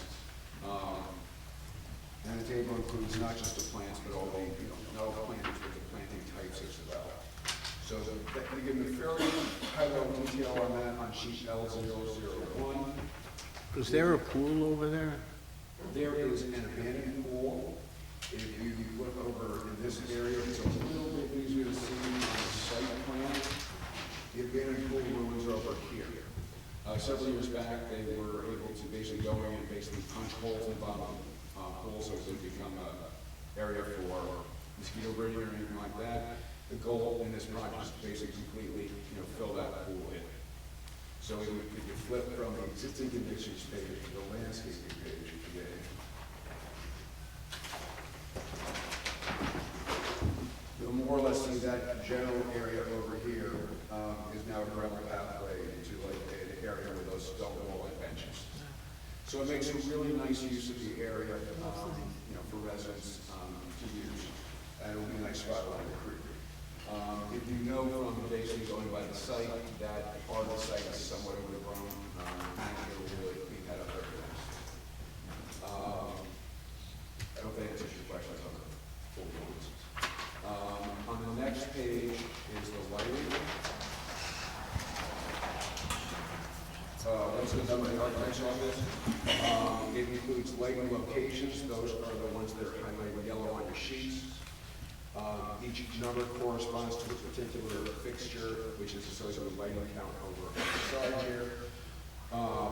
What's very nice about this is they were able to locate historic colored postcards of the site and have been able to more or less match what some of the original lighting was to what's proposed on the site. So once we begin in keeping with the historic preservation aspect of the project, the architect's office did a very nice job on going the extra mile as far as lighting. And for the lighting, not just are they covered as far as locations, the counts, there will be a total of 22 lights on the site.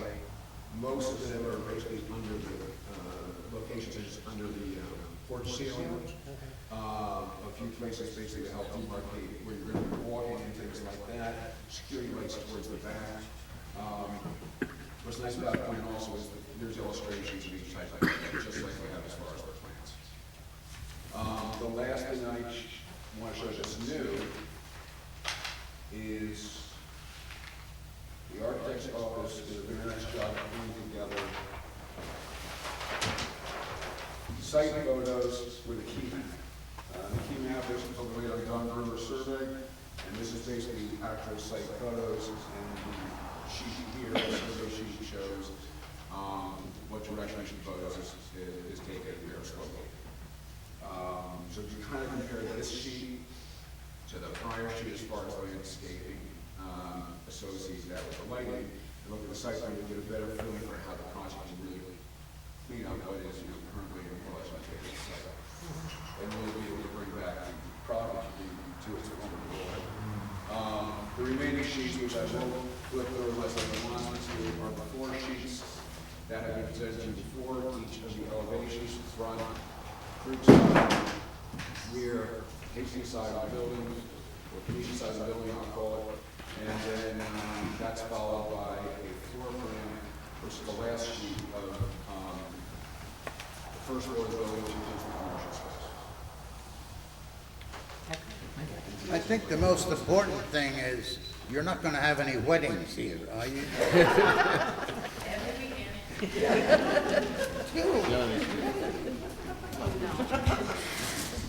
No, we are not. I've been here long enough. People should know sarcasm. No That's more or weddings. less what I wanted to cover. I know Mike has some things to cover as well.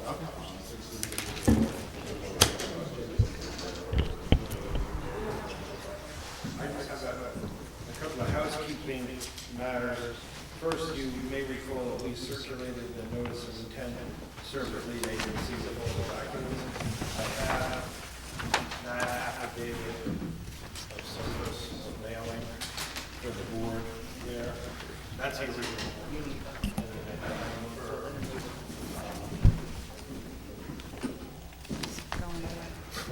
No, you mean the one who had. That was circulated to all of the involved antitrust agencies, together with a copy of the loan EAF, the addendum, and the site plan such as they were. We also submitted the Endangered and Threatened Species Report by Ecological Solutions and Phase 1A and B Archaeological Report by Joe Diamond, PhD. I also included just as a board the area variance application addendum and the use variance application addendum, so that coincides with the maps. Just a couple of questions from myself or the board. I would like to suggest that we schedule a public hearing on the seeker matter. As the board knows, you have a public hearing on seeker, you still have to have a public hearing on site plan anyway, and any special use permit. But if we could schedule the seeker public hearing, it would be great. And then I was going to suggest, if the board is amenable to it, that we fill out, the applicant fill out a part 2 of the long EAF in draft and send it to you to review. Then this board can obviously, they have to make their own findings with part 2, but they could go through it, say whether they agree or not agree, and then move us down the road closer to hopefully a negative declaration under CC. We'll have to also make a referral to the county planning board, but I think that should probably wait until we have a part 2. They're just gonna kick it back and say, Yeah. And then I think Why? I'm sorry, why do we have to refer to county? there's a, what's that? Why do we have to refer to county? You're not, are you within 500 feet of the state? Yeah, The county road? I think we have to refer to county because we're. Why do we have to have a hearing on this? State road, but this is Okay, thank you. it's like a pre-public hearing, once people come out. I'm hopeful that we'll get a good review from this. It's a type 1. But if we could schedule the public hearing, would probably be the best as we could do now. I always kind of err on the side on the referral to the county, I err on the side of referring a full statement of the proposed action, is what they call for, which usually entails at least the part 2 of the EAF filled out, so you would have all the information necessary to render the determination of significance. It's not necessarily that you did it. But the public hearing would be the one thing they could certainly do now. And if you were all right with us submitting your part 2. No, we never do. This is a type 1 action, it's a little more involved, that's why.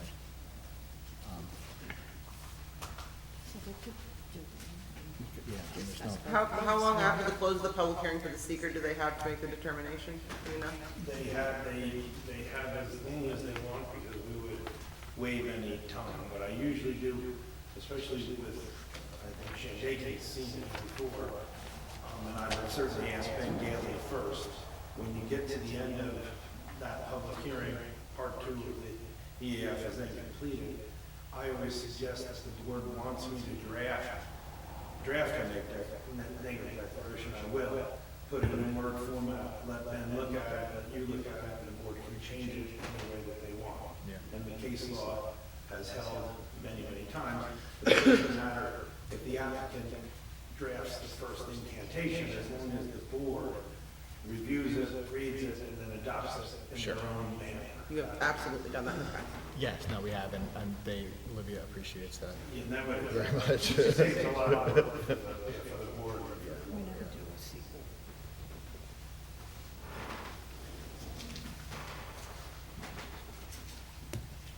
I think that so long as there's gonna be the relief of that 62 days that they'd have from the close, because they've still gotta go through the variance process. They've got 2 use variances, and I think 5 or 6 area variances that have to be approved before you guys can actually look at the use and Yeah, and all that. It's gonna that's be a mini. absolutely correct. We have to complete seeker It's gonna be a before we mini. can get any other variances, so that's absolutely right. All right. Well, just wanted to do a secret public hearing, see if it kicks anything up, and then move forward from there. Right, but we don't usually do that. The We secret don't usually public have hearing. type 1 actions either, though. I've not seen a type 1 action here. Right, I I don't, mean, you don't have to hold a public hearing on seeker, it's not required. A lot of boards do it on type 1 actions because they want the public to have an opportunity to quote, comment on the environment. But to be perfectly honest, there's so many issues with the site plan, especially use permit, that are endemic to those two creatures that are still environmental, for instance, visuals, aesthetics, traffic, that almost all the things are covered anyway in the decision. Right. But it's up to the board. If you can certainly waive the public hearing, it's not required under secret. I mean, people are gonna come to the secret public hearing and talk about noise, but that's fine. We'll get it all out there early rather than waiting until. Yeah, what we sometimes do is have the secret public hearing, close that portion of the secret public hearing, and then you just have your site plan or special use permit, public hearing later. All right. what Yeah, I'm- noise is there gonna be? I'm just telling you what people are gonna say. Really? We can even notice the public hearing if we want, we can work and notice the public hearing for seeker and site plan, and the approvals. That way, at the end of the public hearing, you can close seeker and leave it Yeah, I open. think you guys are good. Yeah, we'll No, handle we're fine on it. All But right. if you want to provide language for the legal notice as it pertains to seeker, I would be grateful, because it's not something I've done. Do you want to, you're going to have a public hearing on it? We'll do a secret public Yeah. hearing, yeah. If you don't mind, I can always reach out to Ben as well, Yeah. to provide that language. Yeah, that's not a problem. Okay, thank you. Yeah. maybe we And can 10 do days that. notice is okay on this? I'm sorry, it's just not something I've done. Yes, 10 days notice is good because you're not in a, if you're in a pos deck, if you're in a positive declaration situation, you need to wait 10 days. All right, so we'll do it next month, March 12th at 7 PM. We just need a motion and a vote as well. I move we have a secret hearing on the Wellington Blueberry project on March 12th. March 12th at 7 PM. Second? Second. All in favor? All in favor? Aye. And the board, is the board okay with me drafting a part 2 of the PDF? Thank you very much. Thank you. Okay. Who's got these? Halfway through the agenda. I warned you all. Right, Cody? Do we have Don here? Oh, Mr. Hickman. Is Don here Actually, yet? no, but he was sending it to me. Who's here for Don? No. All right, we'll do that later. No, we're trying to. Oh. Oh, it's a beautiful site. Is anybody here to represent Hickman? Yes. Sorry. Can I go home? Thank you. My dog is lonesome. Thank you.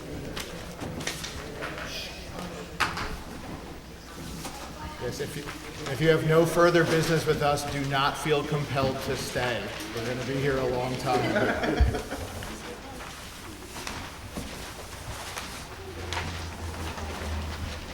What is this?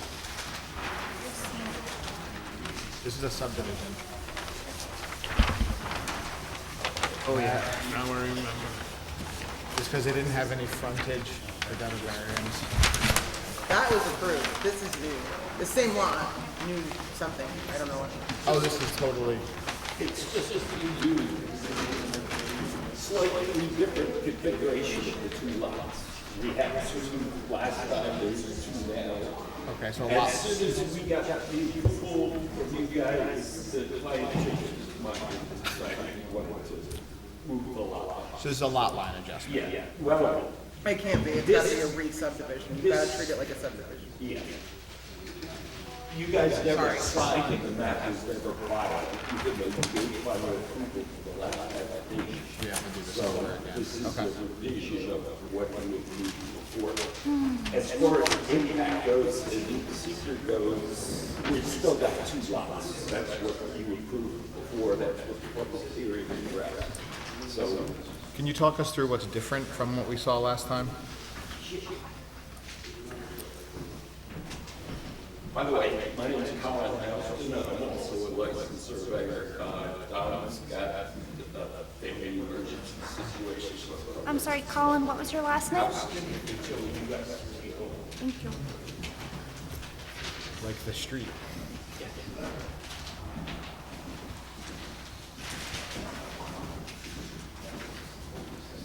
I only have one copy of what you guys have approved before I went on.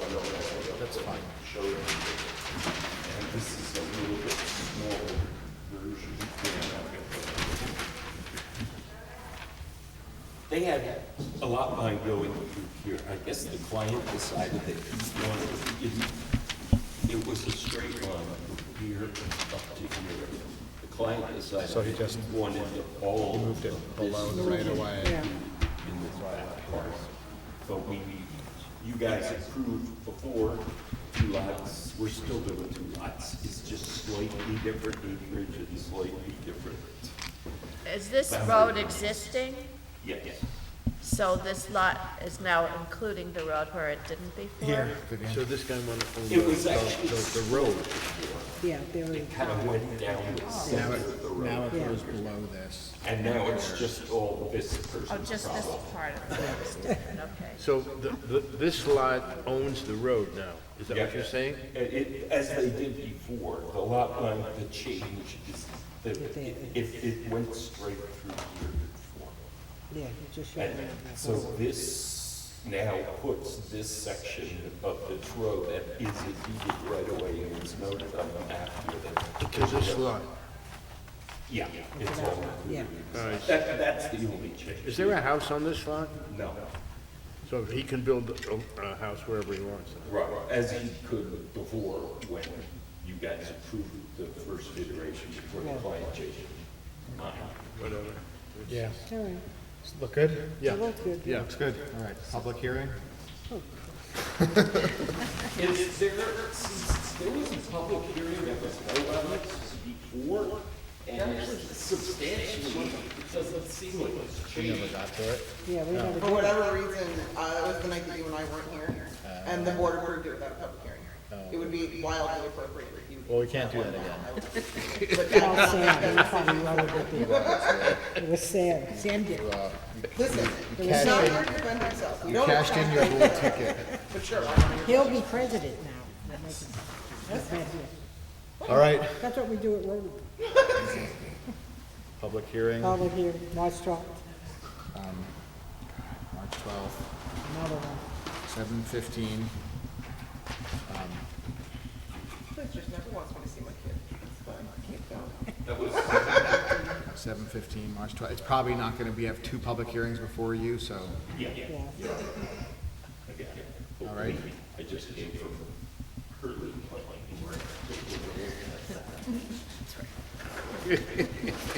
I make a motion, we have a public hearing on the Hyde Koenig property Okay. line Does he want it back? No. revision, that it be held on March 12th at 7:15 PM.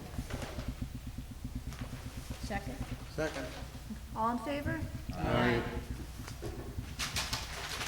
Thank you. I'm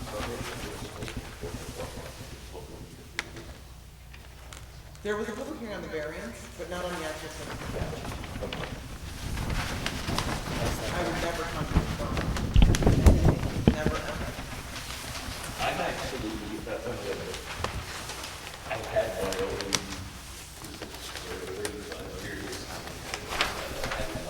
so I'm an official member So no more competition, I understand. Bye-bye. Who's next? Christopher Barrel. Do you want a copy? You want this for yours? I have it.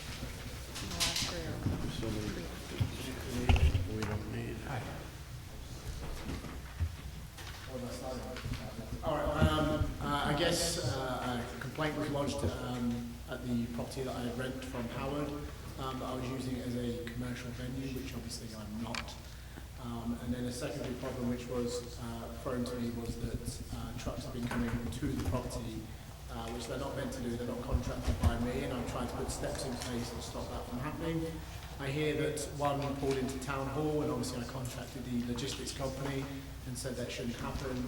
I also had a lovely Shandaken police officer on my doorstep a few hours ago because one had pulled into a residential street. Again, I've gone back to the logistics company and I've reminded them that drivers are not meant to do so. So from my perspective, I don't run a commercial business from 6280, State Route 28. I don't contract the drivers. My only stipulation is that the local tow companies are used to take them from the property and to drop them off. One, because I don't want large trucks on the property because it's Howard's and I'm going to look after it. Two, I don't want to cause a traffic infraction. And three, I'm trying to put money also into the local economy as opposed to someone else's from outside the pocket. Obviously, if there's anything we can do to hide the trailers with trees or anything else that we can come up with creative, we obviously move them around the back, obviously from speaking to Grace, then I believe that Howard is more than willing to do that, as am I. I love being here. I don't want to cause problems. I came here for a quiet life, and the last few weeks have not had that, so I'd like to get back to that if I could. May I? Yeah. Just very quickly. Just for clarity's sake, with or without the complaint that was registered, I would have issued you the violation. It just would have happened. She's not the only one who's mentioned it. Not to mention that, I mean, multiple times we've had trucks all over East Street in the town hall, and that's the side thing. My advice when I issued the violation was, my opinion here is that it's a commercial activity in a residentially zoned piece of property. Much like a contractor's yard, but we cannot call it that, because a contractor's yard is very, very specific about the equipment that's on the property being relevant to a contractor's business. It's the storage of commercial equipment on a residentially zoned piece of property. That's my take, that's the violation. My advice was that perhaps you could apply for a Class 2 home occupation with you guys. And that's why we've been trying to get him here for the workshop for a couple months, and it keeps on not happening. But is that an appropriate application to this board? And if so, what's been submitted, which is in your folders, there's an application as well as a map, I believe, that Howard provided that showed some tree screening that he could put up. Would an application for a Class 2 home occupation be appropriate? And as presented, is it acceptable? It's in your folders. I know your folders are thick this week. It's important to me that regardless of the complaint that I received, which I did receive, the violation would have been issued. That was my call. I decided to issue that violation. Thank you, Grace. And it remains an ongoing issue. And frankly, I don't even know if the issue that as it sits right now is one that this board can address. Because if a Class 2 home occupation permit is applied for, there's going to be a public hearing, and you're going to get this. You're going to get a lot of, I get calls, I get complaints. It's all over Facebook. The trucks, they block East Street, they block the town hall, and I know that you're working on that, and I appreciate that, but I don't even know that that's something that this board can address. Yeah. But you're going to hear it, just so you know.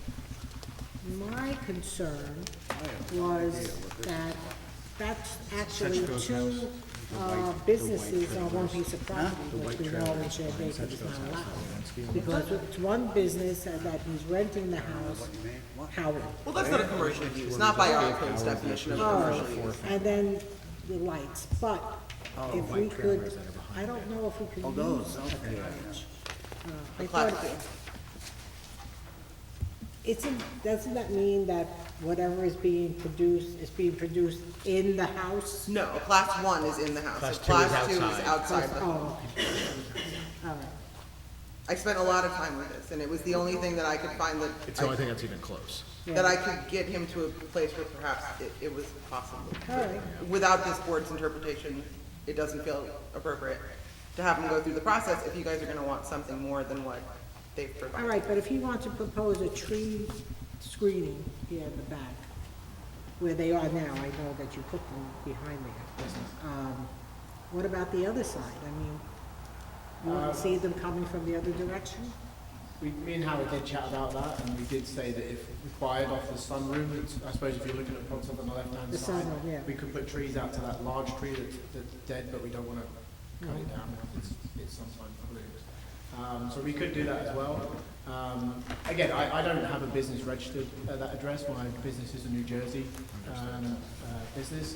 I do conduct business in the state of New York, Pennsylvania, Connecticut, Massachusetts, sometimes Rhode Island if anything happens there, but I'm also licensed in those states, but I don't have a nexus. My business is based out of Jersey. So people come and pick this up from you? Yeah. Yeah, so basically what happens, all my sales are internet sales, and so it's all done online. But what I've been very clear with each and every client is that what I tend to do is I will, because they're mine, I will bring them back and I will work on them at my own expense in my own time to make sure they maintain their use. But if a client wants one, I tell them and say that's fine. You have to go to M8 Logistics, and the reason we picked M8 Logistics is because the company I'm contracted to uses them nationally. The client will go to them, but there are stipulations in place. They're not meant to come to the property. They've been given the GPS coordinates of the pull-off area that's straight down from me and then obviously slightly up the road from here, which they're meant to use. One of the issues that we find is that the drivers don't speak English. And then they'll get to the property, they can't speak English, and then they have no phone reception, and they can't phone somebody. So it becomes difficult to converse with them. We tend to use Speedy's Recovery, who you might well know of, because obviously he's local, and I want to make sure that obviously I'm putting money back in people's pockets. And so M8 will contract Speedy to pick it up, and then take it away, and he's, before he's put into those parking areas where they're meant to be, and then he's found them in a side street, which is what happened today. He cross-loaded it, and then obviously, officer from... So you rent these out? Yes. Yes. It's a rental? I actually passed by one time and there was a large flatbed stuck in the culvert. Yes, that's I correct. saw that. That's correct. Howard was actually there. I could see it on my household cameras. Oh, I saw that. Yeah. He wasn't meant to be there, and I believe that Howard got his insurance information and obviously took it up on that part of it. Yes, I mean, I can't help stupidity. Do you live in that house? Full time, yes. Oh, And I have my daughter comes every other weekend, and my children come over from England and spend time here as well. Oh, nice. So I'm looking at this map. I see, this is your house here? Howard's house, but yes. Howard's house. Now, which house do you live in? No, he No, rents just- it from I rent it. He rented. But do you say you live on the property? in that, Yeah. in such a... Yes, I rent it full time and live there full time. Well, okay, so where on the map are we looking at, where the trailers will be? They're back, they'll be back here. This is But this is the four-family unit. Right, right. So But they're this is where he lives? Yeah, they're gonna be back here, How does he get them back there? drive around here. Oh. So where is the road that they end up blocking? That's in town. That's in town. In They went in town. town. Because they're but not doing No. They shouldn't have Because they been. can't load up on 28. Right. So it was the town hall, but they stopped coming here because the town clerk, when I wasn't here, called the police. So they don't come here anymore. And since they don't come here anymore, I would say that they don't come here because the note was added to the logistics company because it's not the same driver. So even if you told one driver, that message is not going to be passed on. and I understand that, but following the town hall being where it was being done, 2 weeks ago, they started using East Street, and that happened again today. So, and it's blocking the street. No, I completely understand that. And it's And but prior to this, you guys were using the pull-off, I think, up on 28, and that was, I never got complaints. that is in the notes. I literally, I never got complaints. that is in the notes. No but one ever honestly, complained about that, I promise. the drivers will get I guess they get their bill of lading. They see that, initially Speedy's coming to my address. They're not very smart, I'll just be honest, they're not very smart, they don't always speak English, and those two things. No, I know, I talked to them, we used the Google Translate. So That's great. Speedy's brings them to where the truck is? So- Speedy, yes, so Speedy's meant to either meet them at the pull-off up that way, or the pull-off that's closer to the house. That's where and in his defence, he has run around up and down the 28 trying to find them before. Today he found them in a side street. Again, couldn't converse with them in English. Cross-loaded it to get them out there as quick as possible, and then quite rightly someone phoned the police. So Are they Speedy's is towed a out, or car they? service? He's a recovery. He's a local recovery driver. He has a tow truck, Correct, yes. Right. and then they put this on the truck, or they a trailer? They put it on a flatbed on the back of the pickup, like a hot shotter. I don't know if you know what that is. No, I don't. So a hot shotter is just a pickup truck with a flatbed. They do like long-term, long-distance hauling, but not a semi. Okay. That's So- essentially it. Sounds like we have a lot of insurmountable obstacles here. I mean, let's start with the easy ones first. Let's start on site. The stuff we can't control. I mean, I like the screening there, right? That blocks the view. If we could add anything, I know obviously you have to drive in and out and turn around, but anything we could do on the other side behind the house would be Yeah, great. I bought a small quad bike to move them around, so there's minimal ground sign, minimal damage, if any damage, to be honest, on the grass. All right. I mean, I could live with that aspect of it. Yeah, I thought that was all right. Does that work for you guys? And as far as the driver's concerned, I mean, you can build them into eternity if you want. Find them, give them parking tickets. I mean, honestly couldn't give a rat's. This can't, yeah. That's the bigger problem. Because they are told, it's in their instructions not to come to the property, not to stop here. Obviously now, as soon as the officer came, we phoned M8 Logistics while he was there and told them not to go to any of the residential streets either. But I can't fix stupid. I wish I could. But you do have to work with what you have. I mean, what you get is what you get. I mean, if it can't control how this is operating, we can't either. No, I agree, and it's the same as I can't stop the UPS driver driving across one part of my garden that he keeps doing and putting divots in it. There's many things I can't stop, but I can only ask him not to. So have you looked into trying to find some sort of commercial location where you can use it all the time, not public roads and? Well, I mean, the only reason they're there is obviously they're registered trailers and they're mine. Same as No, I I've don't got- mean that. I mean for them to pick up from so- Speedy. So we tried to do that. So I asked M8 Logistics to ask Speedy to do it. We asked Fleischmann's as well if they would do it, and I think they had one of their own issues, and then they said that they wouldn't do it anymore. And it's too far to go to Kingston? To Speedy from Kingston? I mean, from I- your house to Kingston and let them pick it up in Kingston? I mean, I can pose that. I don't contract them, so I don't know what their arrangement or their agreement is. I can speak to M8 Logistics and see, and then obviously Speedy would have to want to do that as well. But you have to find a spot that M8 would be willing to go to.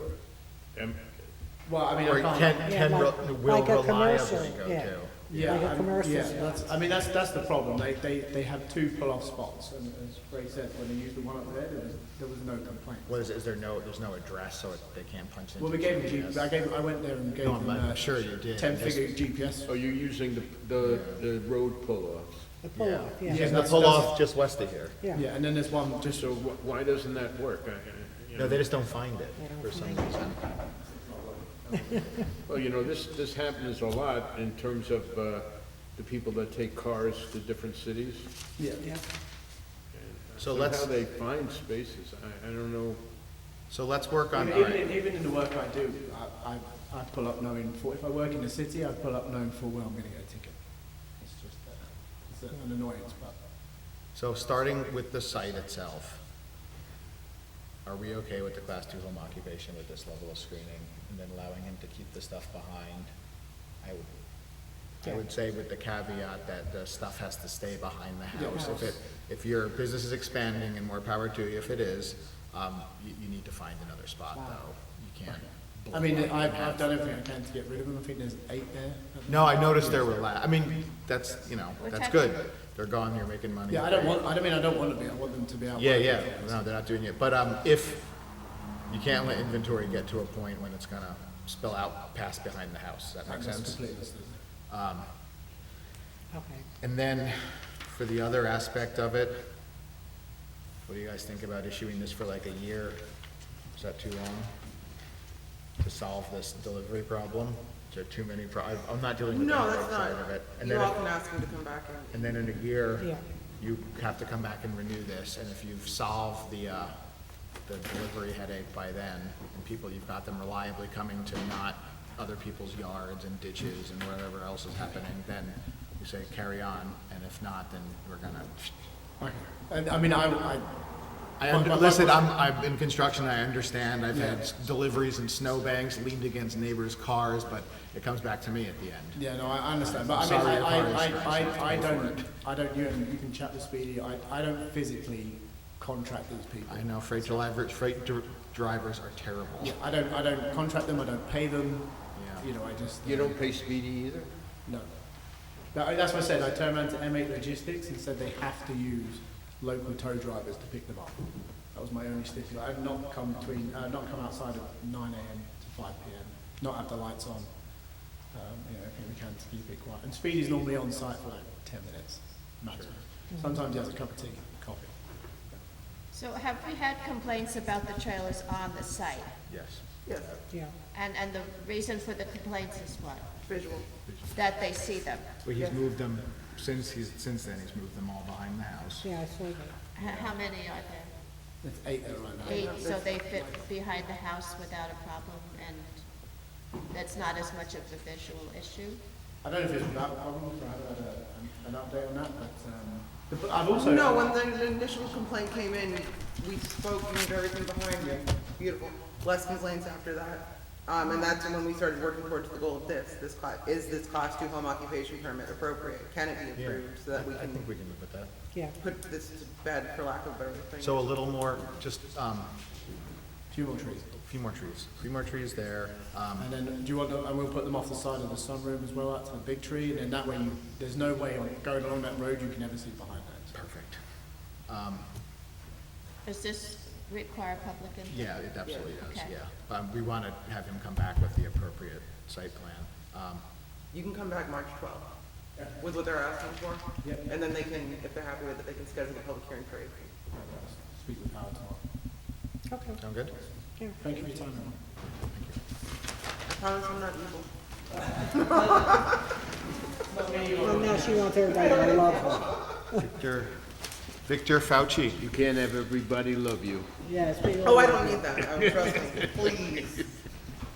Thank you for having me. This is kind of my initial workshop. I have a few questions about, most of you know me, Grant Warfield's son. We're local, born and raised here, been here since I was born. We have a family property in Pine Mill, 249 Main Street. It's a vacant lot. And I want to get approval to build 2 separate structures on it. It's 0.6 acres, so I know I talked to Grace and Olivia that I am allowed to have a 4-plex there, 4-family apartment building there. But that's something I want to do at a later stage. So the first question is, can I fit the 4-plex on that property space? And the second question is, can I also fit putting a small garage apartment on the property as well, which I want to do as the phase 1 for me to live in it. So I kind of want to know if I put the first small garage apartment there, that I still have enough space in a few years to build the 4-plex.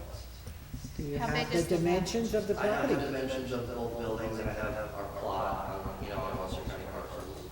Okay. Is there something there now? There's nothing there now. The structure was, it burned down a few years ago, I think 8 years ago. Oh, that was the fire? Yeah. Yeah, okay. That's a So- big piece of property. Yeah, it's a 0.6 acre. So the 4-plex would be a 64 by 46. And the first phase is the small garage apartment for me to build for myself, which is a 20 by 24. So it's 64 by 46 and then a 20 by 24. I spoke to them as well, since there's nothing there, even though it's like the garage apartment, it'd still be, I would apply as a single-family home. But we want to know that we can still go ahead with the second project later on. I'm not taking up too much of the space. I have a plot here with the measurements and the feet, if that helps you guys, or He can stick a four-family on that property? No. Well, yeah, I mean, okay, so the density reg here for a four-family in a Hamlet commercial with central water and septic is he needs 0.55 acres, which, what do you have there? 0.6. Yeah, so that density reg, he meets. When you add that single-family home, you're gonna run into a density issue. Yes. Because that's gonna require another 15,000 square feet, which is what, a third of an acre? What is it, 43,560 over 15? Yeah, a third of an acre. So you're gonna have a density issue, but frankly, the density issue is use, and you're gonna have a use issue anyway, because you're only allowed the multifamily through the conversion of an existing structure, which doesn't exist. How much, I think the big question here is, should he build a single family in the back of the property and come back to you guys in a year seeking permission for a four-family in front? How much of a hindrance is that single family in the back gonna create? It's gonna create a need for an additional variance, which they can't speak to. And they may decide not to grant. And if they don't grant the variance, it won't matter, exactly. But if that variance was granted and it came to you, What is step one? You want to build the garage? Garage with the apartment. The first step was building the four-plex. Oh, you want to build the fourplex first? I'm now switching it to building the garage. Oh, okay.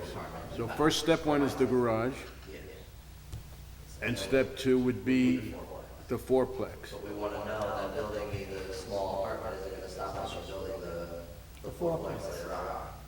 That could happen. What if your Why would that single-family residence is one quadrant of your fourplex Fourplex, in the yeah. future? well, you're creating a situation now where you've got one lot with 5 livable units. Is that something this board would feel comfortable with, I suppose, is the question, for lack of a better way of putting it. And it's gonna run into a density issue, which I know is not yours to deal with, it'll need a variance, but it sometimes makes this board, or members of this board, a little nervous. If I was just here applying for the fourplex, the 64 by 46, Still need a variance. Yeah. which is the special permit, is that? No, we're a special permit, ZBA is the variance. It's, our code only allows you to build a four-family when, out of a conversion of an existing structure. Yeah, So I would have to apply for it. you need a variance, you need special permission just to do that, Okay, to what start. would that access be then? If I was just going to build a fourplex then? You'd need a site plan. So that's our next thing, you know, if I want to ask this question, so I'm getting the site plan or not. Yep, you'd need a site plan, and then you would need, with everything spelled out, and then you would go to, you'd come here, and then we'd kick you to the zoning. Do you own the property now? My dad was when he added me to the work, we're trying to figure this out. Oh, I thought somebody named Warfield was. Yeah, that's my dad. I mean, I guess you should put everything on the site plan, right? So he did the things that, Yes, but I- How long after approval does he have to build? A year. We have to get a building permit within a year. right. How, and get a building permit, how long can he wait to build? Excuse me? How long can he wait to build if he gets a building permit? You can only renew a permit once, so technically you've got 2 years to construct once you have the permit. I mean, we make exceptions to that weekly, but technically, you can only renew a permit once. Yeah, because you have half a house. And then you and apply have- for a brand new permit, I mean, you can still apply. Maybe you should put everything on the Right. site plan so we could see what it looks Right, like. that's correct, Yeah, and go for that.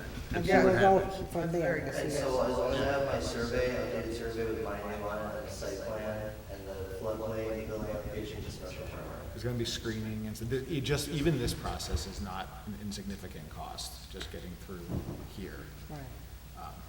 You know, you'll need, Yeah, I would put everything that you but want. I would get, so I would do that So go once. ahead and do it all. Yes. Right. At the same time. Yes. Okay. Who's preparing your site plan? Engineering. The guy who does everything for you guys. Don Brewer? Yeah. Okay, so Don's familiar with Arthur, Yeah. so that's good Alright. news.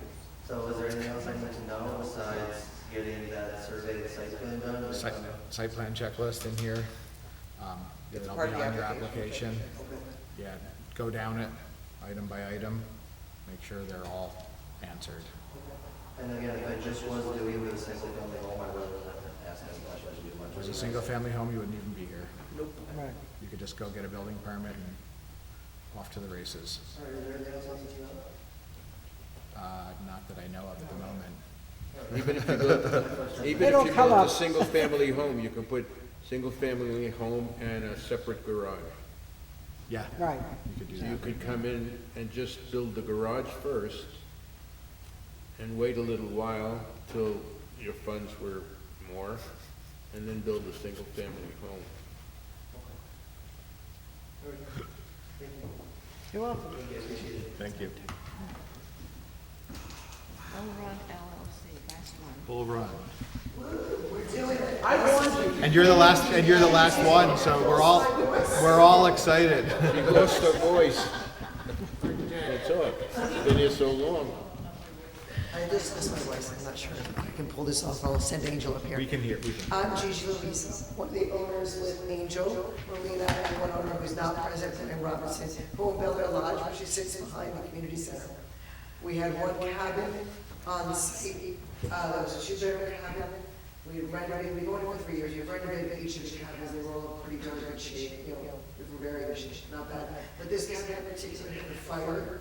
It was really not sitting on its foundation, it had a hole in the roof. Every time we opened the door, we said, F this, and we shut the door again. So finally started falling apart when we got worried, so we took it down. And we're not, what are we doing with this space? It was a two-bedroom cabin, and we just happened to meet somebody through our third partner who had two completely redone Airstreams. So we pulled those out of the property. They each sleep two, so there's no change in occupancy. And we have added an additional, because the cabin didn't have its own parking, we added parking for each of the spaces, for each of the Airstreams. And they're there, but now I need approval. I sort of did a little backwards, but they're not financing it until right now. It's never happened before. Approval from both you and Ulster County, because the Department of Health has to approve as well. And where are you again? Bel Air Lodge, we sit right behind the community center. Before, in Pine Hill, Up the before parking the lot. fire department. on the You have to left go side. through the parking You lot? go through the parking lot up the back drive. Oh, okay. I have pictures. Yeah. Through the municipal parking lot, I up hope you're in the ready back for there? June 25th. Yes, Is that where the hospice was? the hostel drive, yes, absolutely. Yeah, that's what it was, it was the Slate. Yeah, okay. Now I know where it is. All right, so basically I have a little package With the hospice. that shows the site, when you can all show the site where it was, Okay. and then I have some pictures, because I always like visuals. So this is the one that knocked down, and this is the other space where we put the Airstream. Maybe you could, You have one Airstream, like two. two Airstreams. Yeah, two Airstreams. And there was one, There was one two-bedroom cabin, and I put, the Airstreams each sleep two. So they're like half the size of the cabin. it goes like that. Yeah, you can, just sort of tells, gives you a little bit of a Septic. idea of the space. Municipal. It's municipal. Oh, it's municipal. Yep, I don't have it. So what's the, there's no problem. There's no problem here. The only reason, they have an approved site plan. Yeah. And then she injured her, yeah, oh, it's town water. There was an approved site plan in the early 2000s from a previous owner who put in two new cabins, which I think actually are two rentals in each. Yeah, two-family cabins. So this is So they put where two the Pine Hill two-family Community cabins in Center, to yeah. add to the And then you business, come up which means this that way. this board approved the site plan. Which I means remember that. any changes to that site plan. Yeah. Ta-da! So, ta-da! Here But we are. we're just gonna treat these as cabins. Well, you, The Airstreams? Unless you're looking for that. So is one behind the other? Sort of like this. Uh-huh. And we were also hooking them up so there's no craziness. We're hooking up to my water system that we have, and the heating system that's already in there, so we're hooking up as if it's a cabin. So there won't be any issues with water quality. You say the heating system? Right? You're hooking up to the heating system? The propane. Oh. Propane, we have Your propane. underground propane. Okay. You don't have a system. It's a sewer. It's municipal, yeah. Municipal sewer. so why not? Does this Oh, board so want to that's see where full site plan review on this? I said, I don't know, ask them. And so, here we I was are. thinking either. Do you want to treat it like sketch plan? Do you want to do a full review? That's for you all to decide. I don't think we can put plan, No. especially with this town With that- water and sewer. Right, they're Thumbs up. okay. Yeah. What do you They think? Carry on. Yes. created more parking, I believe, you guys created additional parking space, which we love to see, especially in Pine. Especially in Pine Hill, yeah. You might be able to rent some parking to Wellington. Red parking from the Wellington? No, to the Wellington. Oh, to the Wellington. Yeah, well, it's usually the second one more. Yeah. Yes, I don't think this is an issue. So does the internet know that you have the Airstreams? Not yet. Not yet. No, I didn't 20 want 2021. you guys have to do the Ulster County Department have to do a walkthrough. Once this is approved, maybe they do the walkthrough, then I can come back. I hope you're ready for the concert. I sold out in 45 minutes, and I doubled my prices. It was the craziest thing. Except on these two areas. Except for 2 areas. You can get pretzel toes and What concert? My daughter Mountain asked Jam? about Mountain Jam. My I daughter have asked questions about about that mountain. She's ready to, Peter. she's ready to. Like who's the headliner? Yeah, who's the headliner? they bought it here. I think it's gonna be a lot of fun. All right, I think it's gonna be a disaster. so sketch plans? No, it's not. They're all professionals. No, not them. All right. Sketch The plan? Airbnbs. Yes, sketch plan. All is right. okay. Motion, this is a sketch plan, we like it, it's approved. Yes, I need a, no, whoa, hang All right, on. I make the motion to, have a sketch plan and, we'll move to approve. Include language to the effect of 2 airstreams if you don't mind. Oh, which includes 2 airstreams and a cabin, I'm sorry? That were a cabin. that were cabins. This is a motion to approve the sketch plan? Yes. No, yeah. To treat this as a sketch Sketch plan plan. and approve it, yeah, for the Okay. 2 airstreams. I'll in- second In the that. place where the cabins were. Okay. Do we have to take individual? Someone has to ones? make that sound better than it did. It'll sound prettier. I'm tired. When she All in types, favor? Aye. Yeah, all right, thank you very much. Now you can book those other 2. don't book them till you talk to me. I'm ready. She's still recording. And this is where he asked for a kickback. It's a volunteer position, we gotta do what we can. I know it's late, but come on, guys. All right. County. I had, there's a few things, but I was actually gonna wait, nothing's urgent, we're all plenty. I didn't sleep last night. All right. Few things. I'm scared of you. Motion to adjourn. I make the motion to adjourn. Second. All in favor? Aye. Aye.